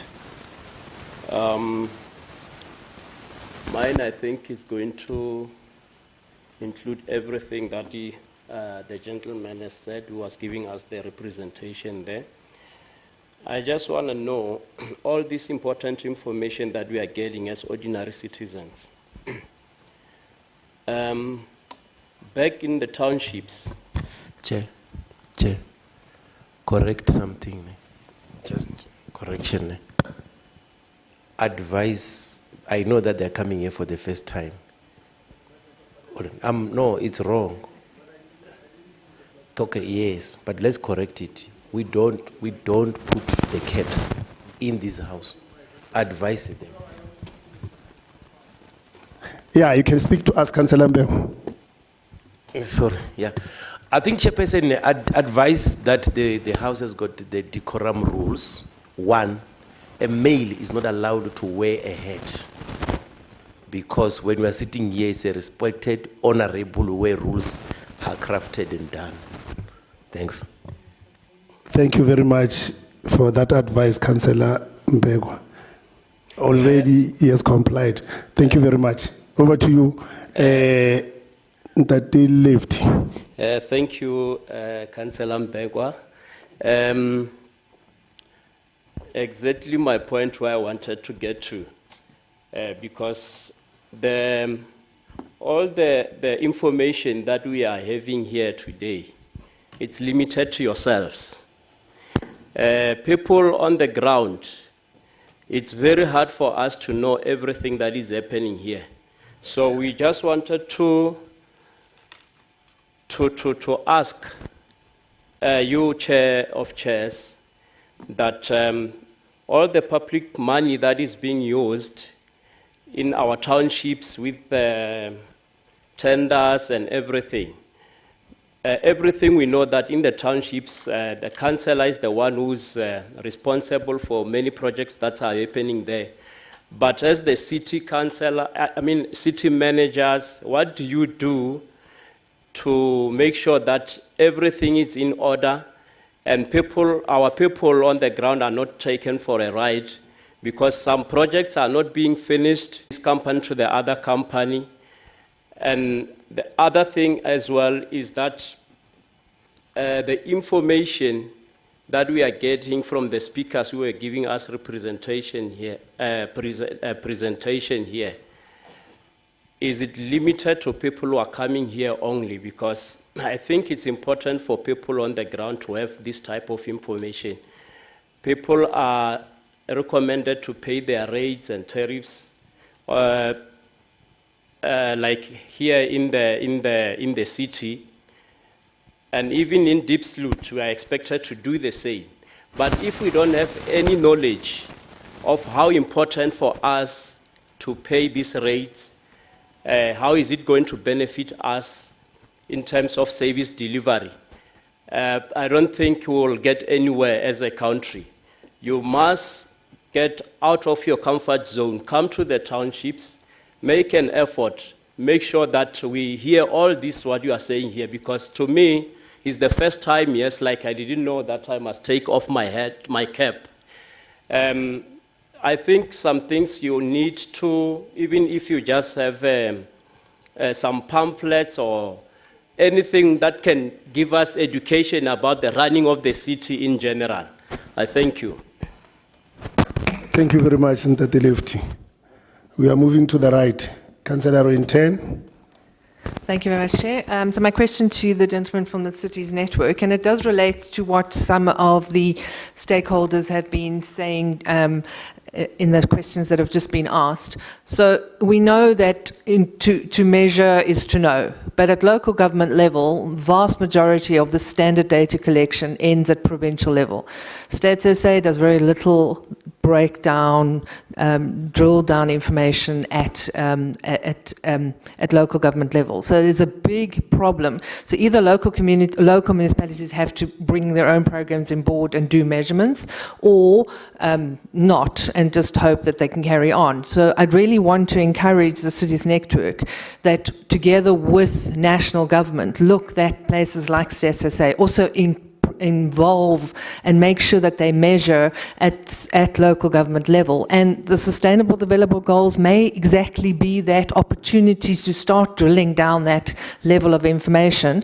Then it's produced across the country. It's standard information. It's universal. We're able to compare apples with other local governments. And then inside, we could even drill down to a regional level. What's actually happening in regional level? We have an enumeration called a VD. We have an enumeration called a award. Those are given to us in law, the geographic bases. So I'm really concerns me as a councillor. I've got a public health background. It really concerns me how little data there is at local government level to compare, to understand how things need to be fixed, how we allocate resources. And I really want to encourage the Cities Network to really champion that, because we're not going to be able to afford that at a local government level. We have to have national government within the presidency or a Stats SA take that on board, produce that. And also, if you want some political stability, it has to be freely available to all political parties to be able for them to engage with the prospective voters to say, this is what the data says, this is what our policies say, this is how we think we're going to fix it. I think local governments will always continue to be dragged down and left behind, using the SDG wording, until we have access to data. The 21st century is all about data. Thank you. Thank you, Councillor in 10. Can we keep Seran? Thank you very much, everyone. All protocol observed. I think I will be very short because Lefty has covered majority of the things that I wanted to say here. A different view on them. We are going to get stakeholders to get rid of mafia syndicates within the city. So if we have many of those, I don't know what we are doing, because all the years, the only language that we talk about, so it means he's telling the truth, because we can't be talking about one thing almost. That based on this, with the small peak that is showing in 2021 of 4.9% in our economy or in our GDP, and having the disruptions of Corona and perspective, or in this whole coordinating of top class African cities, which I still not have despaired, because the distinct African city as Joburg as we are, electricity. Yeah, this council has approved that we should have the Kelvin power station to be integrated to the city. So meaning that the city itself will be self-sustaining, will not want to rely on the ESCOM. And with the progress that we have done, having the city power will be having that in that. So meaning that load shedding in that process will be things of the past. But the question that I'm driving here is to say, with your view, guys, as the researchers, as people that are punting these, that are putting together these to get this kind of a major city, is it a proper? Will it be a proper, given this whole pandemic that we had, that is a load shedding pandemic, and the coronavirus, which in my own view, and I'm putting it with a stress, which in my own view, the man-made things, because those, I don't believe that it's well engineered by those that have got their own agenda.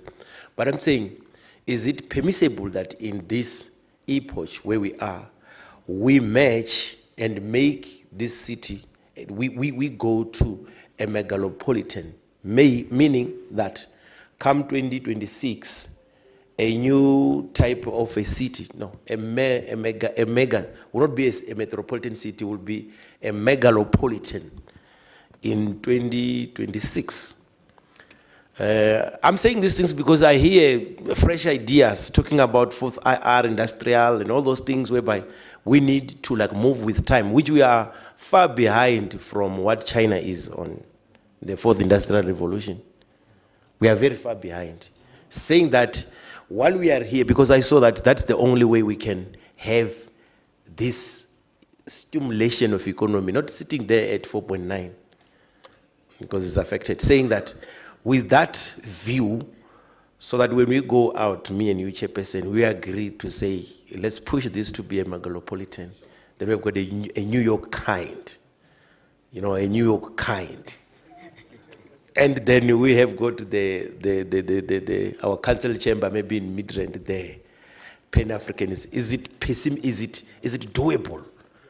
Because if we take it now, will we not be shooting ourselves in the foot based on that and based on the economic things? That's the clarity that I understand and the question that I've put there, so that we can see, because we have to leave a better things for those that are behind. The chairperson is growing old. Sit down. Thank you very much, Councillor. But we must allow him to respond. Maybe it's going to be possible. Yeah, let's go back to Tate Mugugu so that he can clarify the house. Tate Mugugu, over to you. You can use that one. Okay. Thank you, Chair. Yeah, if I can just respond, I think to the first question from Pule about cutting expenditures. Yeah, definitely that's something that within municipalities. This is something that we look at, and in fact, we often speak about capacity individuals. So for example, if you are able to do mathematics or you're able to write or whatever the case may be. But where the challenge is when you're looking at an organization, it's actually something bigger than that. So you can have someone who's very capacitated, who's able to do Microsoft Excel, do some nice charts and so on. But if the organization that they're working within it does not harness or it does not operate efficiently, that across departments there's not integration, that person who's very capacitated individually, the organization's capability, which is the sum of the individual capacities of everybody within that organization, can be affected. And I think that's the big lesson that we're trying to say in our cities. There's a lot of capacity in our cities, particularly the metros. It's not an issue really of individual capacity. The administration is made up of many people who are very capacitated. Our argument is that actually the capability of the system has been could be better. And that is affected by things oftentimes not within the city's control. So the external environment, that's why we started with the external shocks. Also the relationships, intergovernmental relations is another area. So there are very other things that can affect the capability of the entity as a whole, but it's something that we encourage cities and administrations to think about. And then specifically in that relation, COGTA and, or DCOG rather, and National Treasury are responsible for those capability building, capacity building initiatives. And I think there's been a lot of money that's been spent, I think, in many municipalities, particularly not so much the metros, but the smaller municipalities where, in fact, yes, perhaps at some of the district municipalities, and local municipalities in some of the provinces, yes, we can actually agree, yeah, that's actually an issue of capacity, but I think not necessarily in the city of Joburg. Mpho was asking about now that we have a historical background as a country that depended so much on coal as a source of energy and fossil fuels, is that we need to now transition. So you can imagine in places like in Mpumalanga, all those municipalities, towns where people were dependent on working in a mine or working in a coal place, so those people now have other opportunities. But we need to use that money now to expand our economy and to give them other opportunities within renewable energy, which is one area, but of course just generally to make that transition. And as I said, it's a particular challenge, particularly in those provinces like Mpumalanga, where you have that real link between a large industry, fossil fuel-based industry. You also see it in Vereeniging, I mean, with the old ISCO and all those kinds of things. So that's that money, I think, so if usefully spent, that would be money that is very valuable. Tsepo was talking about revenue, measures within the city of Johannesburg specifically. I think I would just reiterate what the city manager said. Revenue collection is so important. Also, I think also to respond to the colleague who was not aware of the decorum in the house. But you speak so well, because this is exactly the question of trust and what the government actually means to us. So when we sit as citizens, we delegate. We say, okay, I have a business to run, I have things to do, therefore I will elect you, Mr. or Mrs. Politician, to go to the House, to go to the Council, the Legislature, the National Assembly, to represent my interests. And in exchange for that delegation and to say that you will then have oversight of all the things that you say you'll do, I accept that you tax me. I accept that you charge me a certain amount, which helps you do the things that all of us as a society need. And I do think, and this is something that I would also apply to all politicians, I think we do need to get a culture to say, but this is actually, it's our government now. And that as citizens within our government, to the extent possible, and those, once again, for those who are able to pay, because we have policies for those who can't, that it's our responsibility for everyone. If we don't pay our rates, then the roads won't be fixed. Then there will not be electricity. Then our children will not be able to go to school. So these are obligations also. Citizenship requires responsibility as well. And I think we need to return to that, and the President has spoken of that many times. I think there's also, revenue collection, as I said, is so critical, so critically important. And then also, I think, just in terms of saying where perhaps things in the city of Johannesburg perhaps changed, but I think it's not necessarily just a city of Johannesburg thing, as I mentioned. I think it's 2016. There was just such a change in the politics, and I think that affected a lot of people, which is not to say that there weren't challenges in politics before, but I think it's definitely fair to say that those, and it's a learning process. Once again, we should be positive. I mean, it's a sign of political maturity when you have political competition. That's good.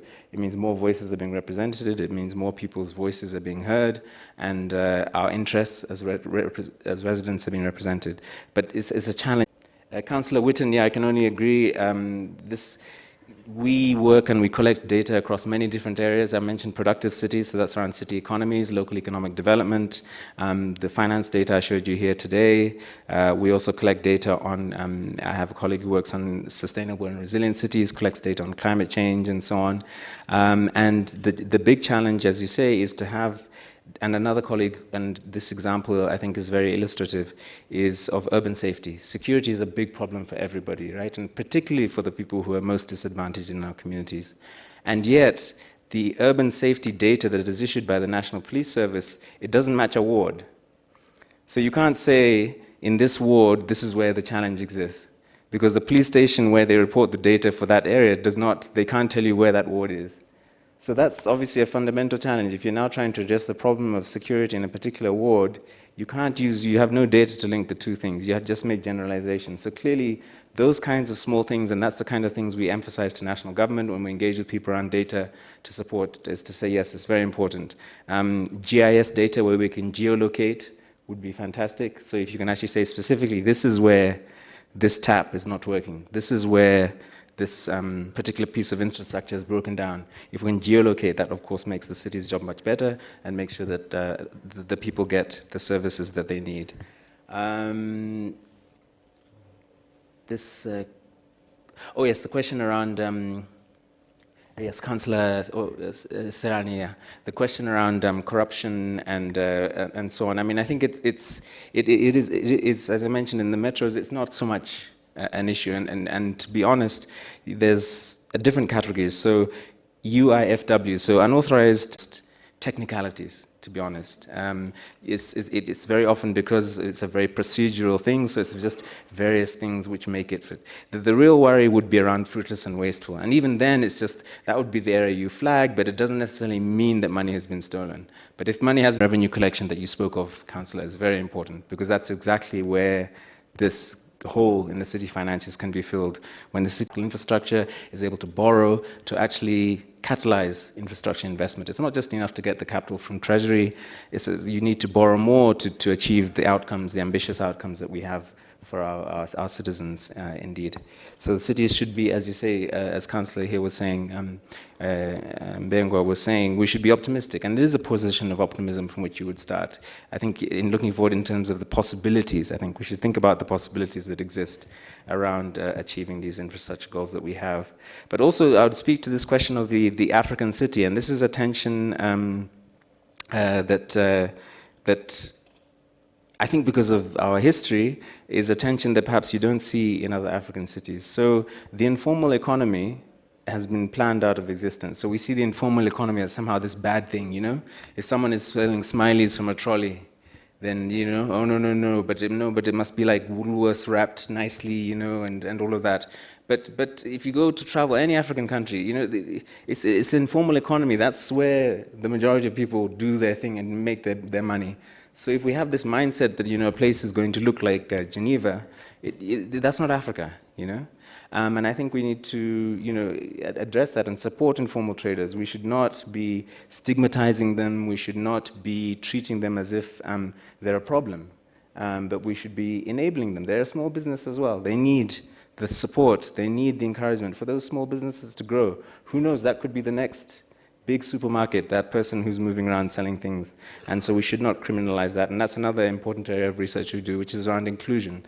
To say our cities should include everybody. We should include everyone, the vulnerable. This is why we have an expanded social package. This is why we have all the measures that we make to make sure that your ability to live should not be dependent on the historic circumstances that you suffered, and that as long as you come to the table and you are willing to make an effort, then you should have every right and every opportunity to have as good a quality of life as someone who's living in a leafy suburb. And then finally, but around that also, I would also say growth needs to be around this megalopolitan. Yeah, I would just pose this other question, which is to say, I think growth must be organic. And it's interesting, if you look at, if you were here, I don't know if you remember, like, you know, like 98, 99, if you drive between Joburg and Tshwane, you know, it would be dark, you know, no lights. Now, they've merged, right? But the interesting thing is with all that population growth, all those cluster homes that have been built for this new middle class that's there now, but how many people, how many schools are there actually in that place? How many hospitals are there in that place for the people who both live in those areas, the people who work for them, and so on? So in other words, that growth has not been necessarily useful. People still now having to go long distances to look for work. And this is one thing I think, in the bigger picture, once again, of our outcomes is, and what we advocate for, particularly within Cities Network and why we do our research, is we have an urban policy called the Integrated Urban Development Framework. And its primary goal is to say we need to readdress the spatial apartheid issues. We need to make density, make for densities. People shouldn't have to travel 4 hours to get to work. But this is the organic growth that you see in other countries, unlike that unnatural growth we had where people were put far away and then you have all those consequences of that development. But we are doing everything, and our research and our data is shared, and it's publicly available. We're a publicly funded organization. I'll just end on that note to say, please access our website, get in touch with us if you have any questions. I mean, it's your money that we are working. We're working for citizens, we're working for the city, we're working for the councillors. So any information is widely available on our website. As I mentioned, on finance, we have data on urban safety, we have data indeed on all aspects of city living and so on that you might be interested in. Thanks. Thank you very much, Ndate Gogo. I will have to request that we take this other presentation before we go for lunch, so that when we come back, we'll be able to manage the other two presentations. Over to you, facilitator. Thank you very much, Ntate Mgogo.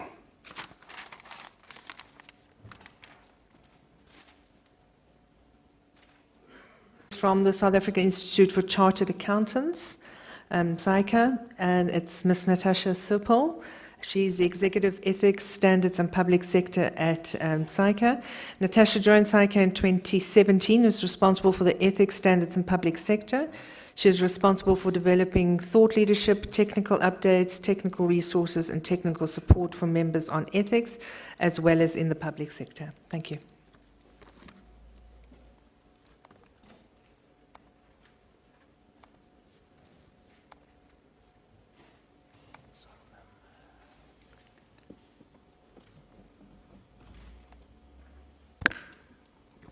Okay.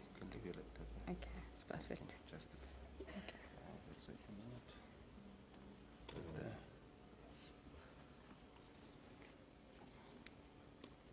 Okay. Good afternoon to the honorable council members, members of the public, leadership of the municipality as well. As mentioned, I am from the South African Institute of Chartered Accountants, and many of you may be aware of SAICA as a professional body, and I think that's how the introduction went. However, and impact specifically for allowing us this opportunity to interact with the members of council and the public, just from a standpoint of how we have seen what has been presented to the public from a citizen perspective, but also how can we improve going forward. I think, so I've been here for the last 3 years. I focused on the financial statements in the past. I've looked at fruitless and wasteful expenditure, irregular expenditure, but I've noticed that council and the council members have an understanding of this. So I thought, how else can I support this council? And there's two aspects that I'll be looking at today. One is the citizen report, and the other, the integrated report. So if we look at the citizen report, and if I'm not mistaken, this is the first year that we are publishing this. Congratulations to the city on taking this initiative on. Our integrated report, if we do look at it, is 483 pages. We've now gone down to 38. And that means we are giving citizens the opportunity to understand what is happening in the city. And I think this is important for the city. Citizen reports are important because it allows us to better communicate to the public and to stakeholders. We generally find that our citizens are not going to go read the 400-page integrated report. Neither are they going to worry about what the budget was spent for or how governance has impacted them. And this is important. I think we had questions coming through from the public indicating how does the citizen in the street understand what is happening within the city. It allows your citizens to better understand what the city has, what resources they have available, and what the expectations from the citizens can be. And I think that's one of the things. Yeah. Thank you. Okay, no, that's fine. Okay. I think that is, yeah, coming back. So one of the members did ask, how do we get the information to the person on the ground? We see riots, and I think generally we find citizens are not aware of the constraints within the city, the resources available, the budget available, and hence we have a lot of these riots. Obviously, a city has a limited budget that we need to work with, and this needs to be communicated to the citizens. And through the citizen report, we're hoping that we can achieve this. We have now developed the citizen report, but then going forward, what else? How do we improve our communication to the citizens? And I think that's where we come.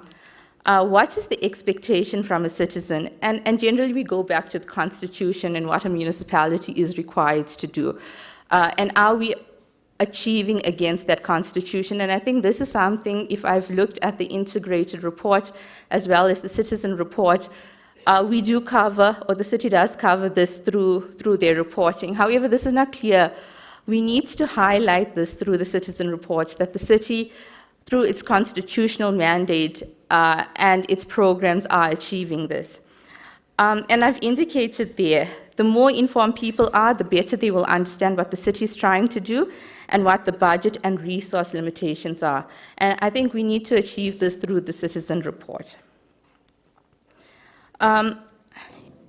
If I went on to look at the analysis of the citizen report, it's a summary of what we've got in the integrated report, and I tried to analyze it as a citizen.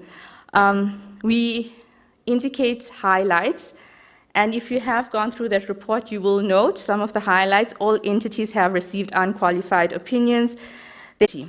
And I thought, many of us think unqualified audit opinions are good, and we stop there. None of our entities have received clean or have progressed. And just to come back to unqualified opinions, the risk and the concern here is that we have entities receiving unqualified audit opinions. We have the Auditor General not providing audit opinions on performance information being service delivery. There can be a time when the Auditor General decides that they will provide opinions on service delivery. And at that point, what happens? Those municipalities that have been receiving unqualified audit, if we look a little bit further, it doesn't mean that the financial statements were given to the auditors in a state that is fair, or information was complete. The Auditor General did allow that entity to go and update its financial statements. And you will find there will be a compliance finding from that perspective. Going back, if we look at this, if the AG decides tomorrow that they're not providing that opportunity to the entities to amend the financial statements, those entities are going to go to qualified. So I think that is where the concern comes. It's not a highlight to receive an unqualified. We need to move on to clean. We then look at highlights on financial achievements. And one of the financial achievements indicated was, as you can see, capital expenditure to 88% of the approved adjusted budget. So there was a savings. But what is the opportunity loss? And if we look at this specifically, the opportunity loss is that infrastructure probably wasn't repaired, because that is capital expenditure. So we need to look at it from that perspective as well.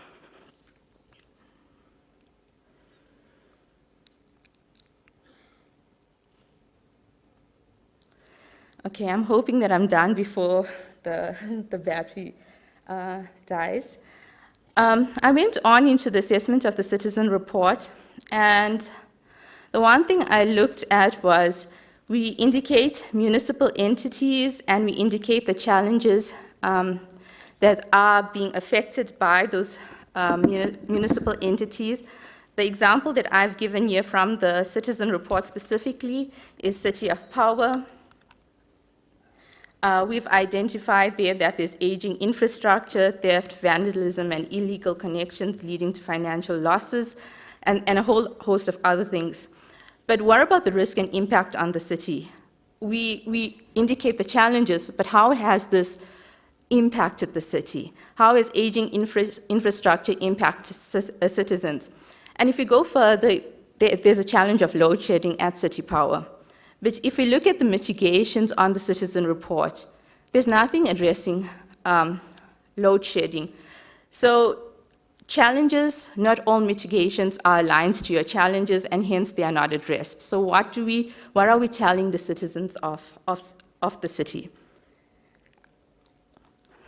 And these are just some of the articles that I think many of us have seen. Citizens generally see this, throw their arms up, cause riots and everything else. And I'm saying the city needs to come back. The city needs to be seen as to be accountable to the citizens. The city needs to restore citizens' trust in the city, and this can be done through the citizen report. We need to be able to indicate what has the impact of this been on the city, load shedding, for example. And it's been covered by many. What has the impact been on small businesses? There's a whole host of things. What is the loss that has been incurred, and what plans does the city have to address the current load shedding? This is not clearly articulated anywhere in the integrated report, neither in the citizen report. So how do we instill confidence in this, within the city from our citizens? And that's something that we also need to look at. That have these challenges on load shedding. And you see JYMPD, they've also indicated deployment of pointsmen at traffic intersections, high visibility of patrol in areas affected by load shedding. All of these things are there. We look at JCT, they again have backup generators. There's been delays in that because of procuring gas, so that is an entity that has another challenge there. And if we go back to the priorities of the city, how does load shedding affect the priorities of the city? And if you look at JYMPD specifically, we are taking out resources to keep the city safe, to try and manage load shedding that is impacting traffic and everything else. So it's creating another challenge. If you integrate and you interrelate these things, we are trying to manage one side by taking out resources from the safety of the city to manage load shedding at traffic lights, for example. So these are some of the things that we need to see as a city. What is our responsibility overall? It impacts all of the priorities. What is the city's role in this? What is the city's role in managing the municipal entities specifically with load shedding? What plans do we have? Obviously, there's other things also in play, and I've just taken this as an example.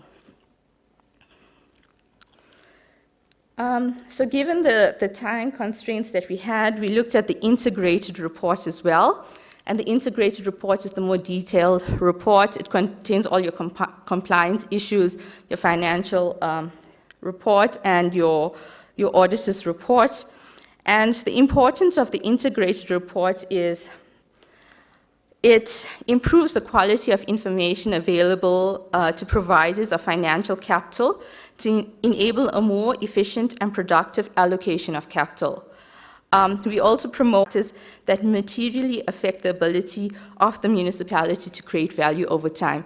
So an integrated report is looking at how can the city create value for its citizens over a period of time. That includes the short, medium, and long term. It also looks at enhancing accountability, and it supports integrated thinking, decision-making, and actions that focus on the creation of value over the short, long, and medium term. So I thought this is important. If we looked at the integrated report and going back to the citizens report, that is exactly what I try to do, is integrate everything within the municipality or the city. As much as there's a number of municipal entities, but each municipal entity is interrelated and interlinked, and decision-making within the city should be an integrated decision made. And this will actually resolve or reduce duplications within municipalities trying to do the same thing, and reducing costs as well. So when you do prepare an integrated report, there's a framework that needs to be used. we can't just say we've prepared an integrated report, and obviously that framework has specific criteria. When I looked at some of those criteria, it's not, well, the report is not compliant with the framework. And I've given you an example. One of the examples is the responsibility of an integrated report. You need to have an acknowledgement of who is responsible to ensure the integrity of the integrated report, so the information that is going out is a true reflection of the city, the opinion or conclusion about whether or the extent to which the integrated report is presented in accordance with the integrated reporting framework. So obviously there's an example that I've given you. If you look at the city's integrated report, this is lacking there, and this is just one example. I think from an integrated reporting perspective, we need to improve and enhance that process as well, because obviously it's not in compliance with the framework as it currently stands. Lack of appropriate risk management. So I've given you the definition of risk management here as well, and I've given you what the framework, the integrated reporting framework requires. That's risks and opportunities. And it says an integrated report should answer the question, what are the specific risks and opportunities that affects the organization's ability to create value over the short, medium, and long term, and how is the organization dealing with that? I think if you've looked at the integrated report, yes, we've identified risks in various areas, but how are we addressing it? And that is not clear. Another example, it's not complying with the framework. I've also found in the report, there's issues on water crisis, and I think we all understand the issues we are going to have with water as well, and that the stable, sustainable supply of electricity is a major challenge of the city, as the frequent load shedding affects all waters and areas of development. Our water supply is under severe pressure, and given our arid climate, a water crisis is likely to increase in the coming years. What risk management process do we have? I've gone through the integrated report, nothing is there. So there are risks, we've identified things are coming in the future, like we've identified load shedding was coming. Nothing took place, there was no implementation of a proper plan, and hence we're sitting in the situation. Water crisis has been identified. How is the city, or what mitigation plans have we started implementing? So the one thing that needs to happen is there needs to be a stronger risk management process within the city. Or there's very low risk management within the city from what is displayed on that report. And I've taken it solely from the report because I'm not internal to the city, and I think staff from the city would know otherwise. But as a citizen, this is what I'm seeing. So yeah.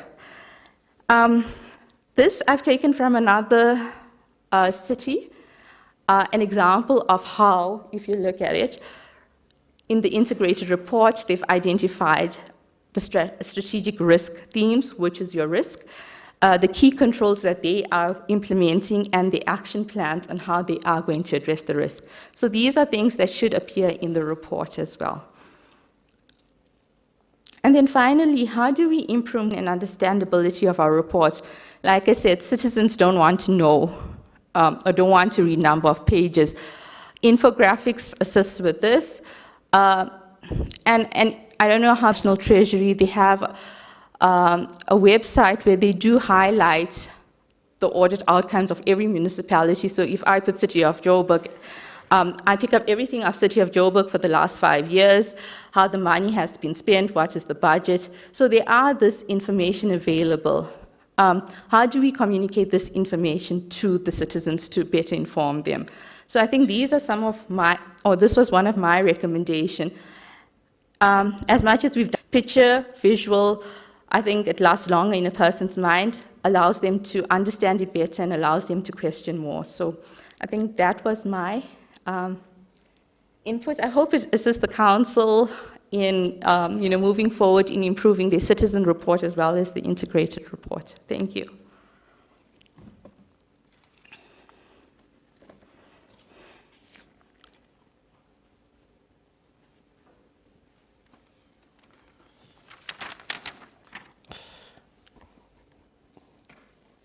Thank you very much, Ms. Sopal, for your informative presentation. And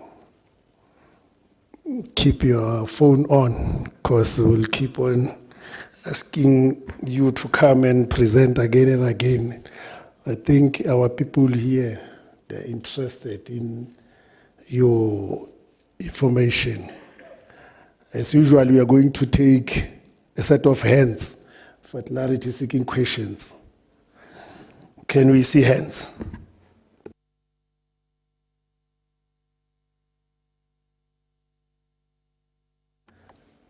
We have two. I just want to afford you an opportunity to decide whether you want to come in or not. So we have two.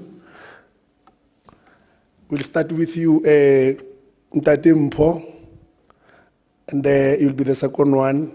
You'll be the last one, Councillor Renton, in that order. Ntate Mpho. Thank you, Chair. I would like to find out from you, what sort of CPD recommendations have you guys given already to normal citizens or whoever's working for the public sector? Thanks. Thank you very much, Ntate Mpho. In that order, Ntate, you will introduce yourself. Thank you very much, Chair. My name is Daniel Mukwena. I am from Ward 73, Sub-Region E. My question is about the mechanisms that are in place to support the different departments within the council. For instance, you spoke about how the Auditor General would offer their opinion in a case where, for instance, one city entity got an unqualified audit. I'll give you a scenario. A project is earmarked for a particular aging infrastructure in a ward, and there's a particular, or rather a specific budget for that project for a financial year of 2021-2022. The project is not finished on time. However, by the time when it's finished, there are other defects that come with perhaps the technology that was used there, because obviously the infrastructure is aging. Another department then will come and fix those defects. So for instance, JHA for recreation or whatnot, they appoint a service provider who would move their machinery or their fleet into a road that is built by JRA. Department did not qualify because they were not responsible for that particular program that was taken there in place. And the question is, then how do you then support this department to mainstream that communication so that it does not reoccur? Thank you very much. Thank you very much, Ntate Daniel. To the right, Councillor Renton, over to you. Thank you very much, Supal. I've just got a question on the citizen report. Is that something that you as SAIC has produced, and is it available on your website? Where will we be able to have access to this? Thank you. That was quick. Thank you very much, Councillor Renton. Back to you, Mama. You can clarify the House. Thank you. I was just worried there was going to be too many questions. I think the easiest question on the citizen report, it has been produced by City of Joburg. So we received a copy from City of Joburg, so it should be available to council members. So that was the first one that was easier. I think in terms of CPD, the one thing based on our history of South Africa and the disadvantage that has gone through, we have noted that there is a need for professionalization of the public sector. For now, the public sector is not seen as a place of employment, and due to various reasons, being intimidation threats, ethical dilemmas, and so on. However, we still have room for professionalization of the public sector. We do have finance officials in cities, in municipalities, in the rural areas who have been there for a long time, have no qualification but are doing well. And we're looking at doing that. How do we take those individuals and make them professionals, make them sign up to a code of ethics, make them to have the same professional behavior that is expected to the citizens? And we do have an accounting technician qualification, which allows that individual to get a qualification based on to the CPD. As SAICA, we do have a capacity building initiative as well, where we do support municipalities or departments, individuals in the public sector with training from a financial reporting perspective. So training on your financial statements, what needs to happen, preparation of workshops on how do you prepare for a year-end audit, how do you ensure your financial statements are complete. So that is there. It's normally free to members, but we do host, for example, if the city wants it for their finance division, we will gladly be able to, as part of capacity building, capacitate the individuals at the city as well. And that's the CPD that we do provide. There's also ethics, so promoting ethics amongst, do the right thing, know what not to do. And I think that is something that we have to slowly start educating the finance officers, because it's not something that one is grown up with sometimes based on the environments. We all come from different environments. We've taught differently. Our experiences are different, and hence we try to promote ethics amongst the finance officers as well. So we have those options available. So I think from a CPD perspective, if there's any assistance that you would like, you're welcome to contact me, and we can do it from a capacity building, free, no cost attached to that. I think just in terms of the mechanisms in place, where there's two departments involved. So when I spoke to the AG is only looking at financial information. So what has left your bank account and where has it gone? From a service delivery perspective, they are not providing audit opinions. So they would provide the accounting authority, accounting officer, in the management letter, if we audited your service delivery, this is the opinion you would have received, but they don't really give an opinion currently. So that's where they are. So you see that opinion, the audit report opinion, it's not on service delivery. It's only on the financial statements. They highlight compliance issues, and that's it, basically. So at some point in time, they will audit service delivery as well. I think it's, and that's where the difficulty comes in. If they're not providing an opinion, it's not going to. So if the money was spent and it left the bank, it went to a supplier and things happened, that's what they're going to audit. Unless they do a performance audit and they go to the ground and say, you told me you're building that road from here to here, it's not built, so what happened? And then they will report according to that.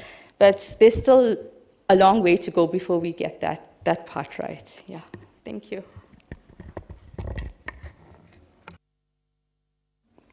Thank you, Ms. Sopal. I think we are done. We'll move back to our facilitator. Facilitator, over to you.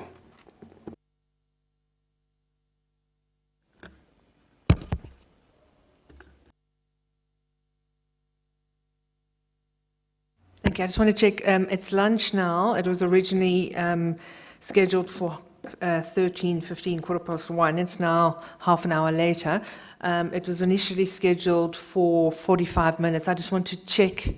I'm not sure. Do we still keep it to 45 minutes, half an hour? What is the best mechanism? We keep it to 3/4 of an hour. Okay, all right. So essentially then we're going to keep it to 3/4 of an hour. So that means that at the moment we'll be back then at 2:30. Okay.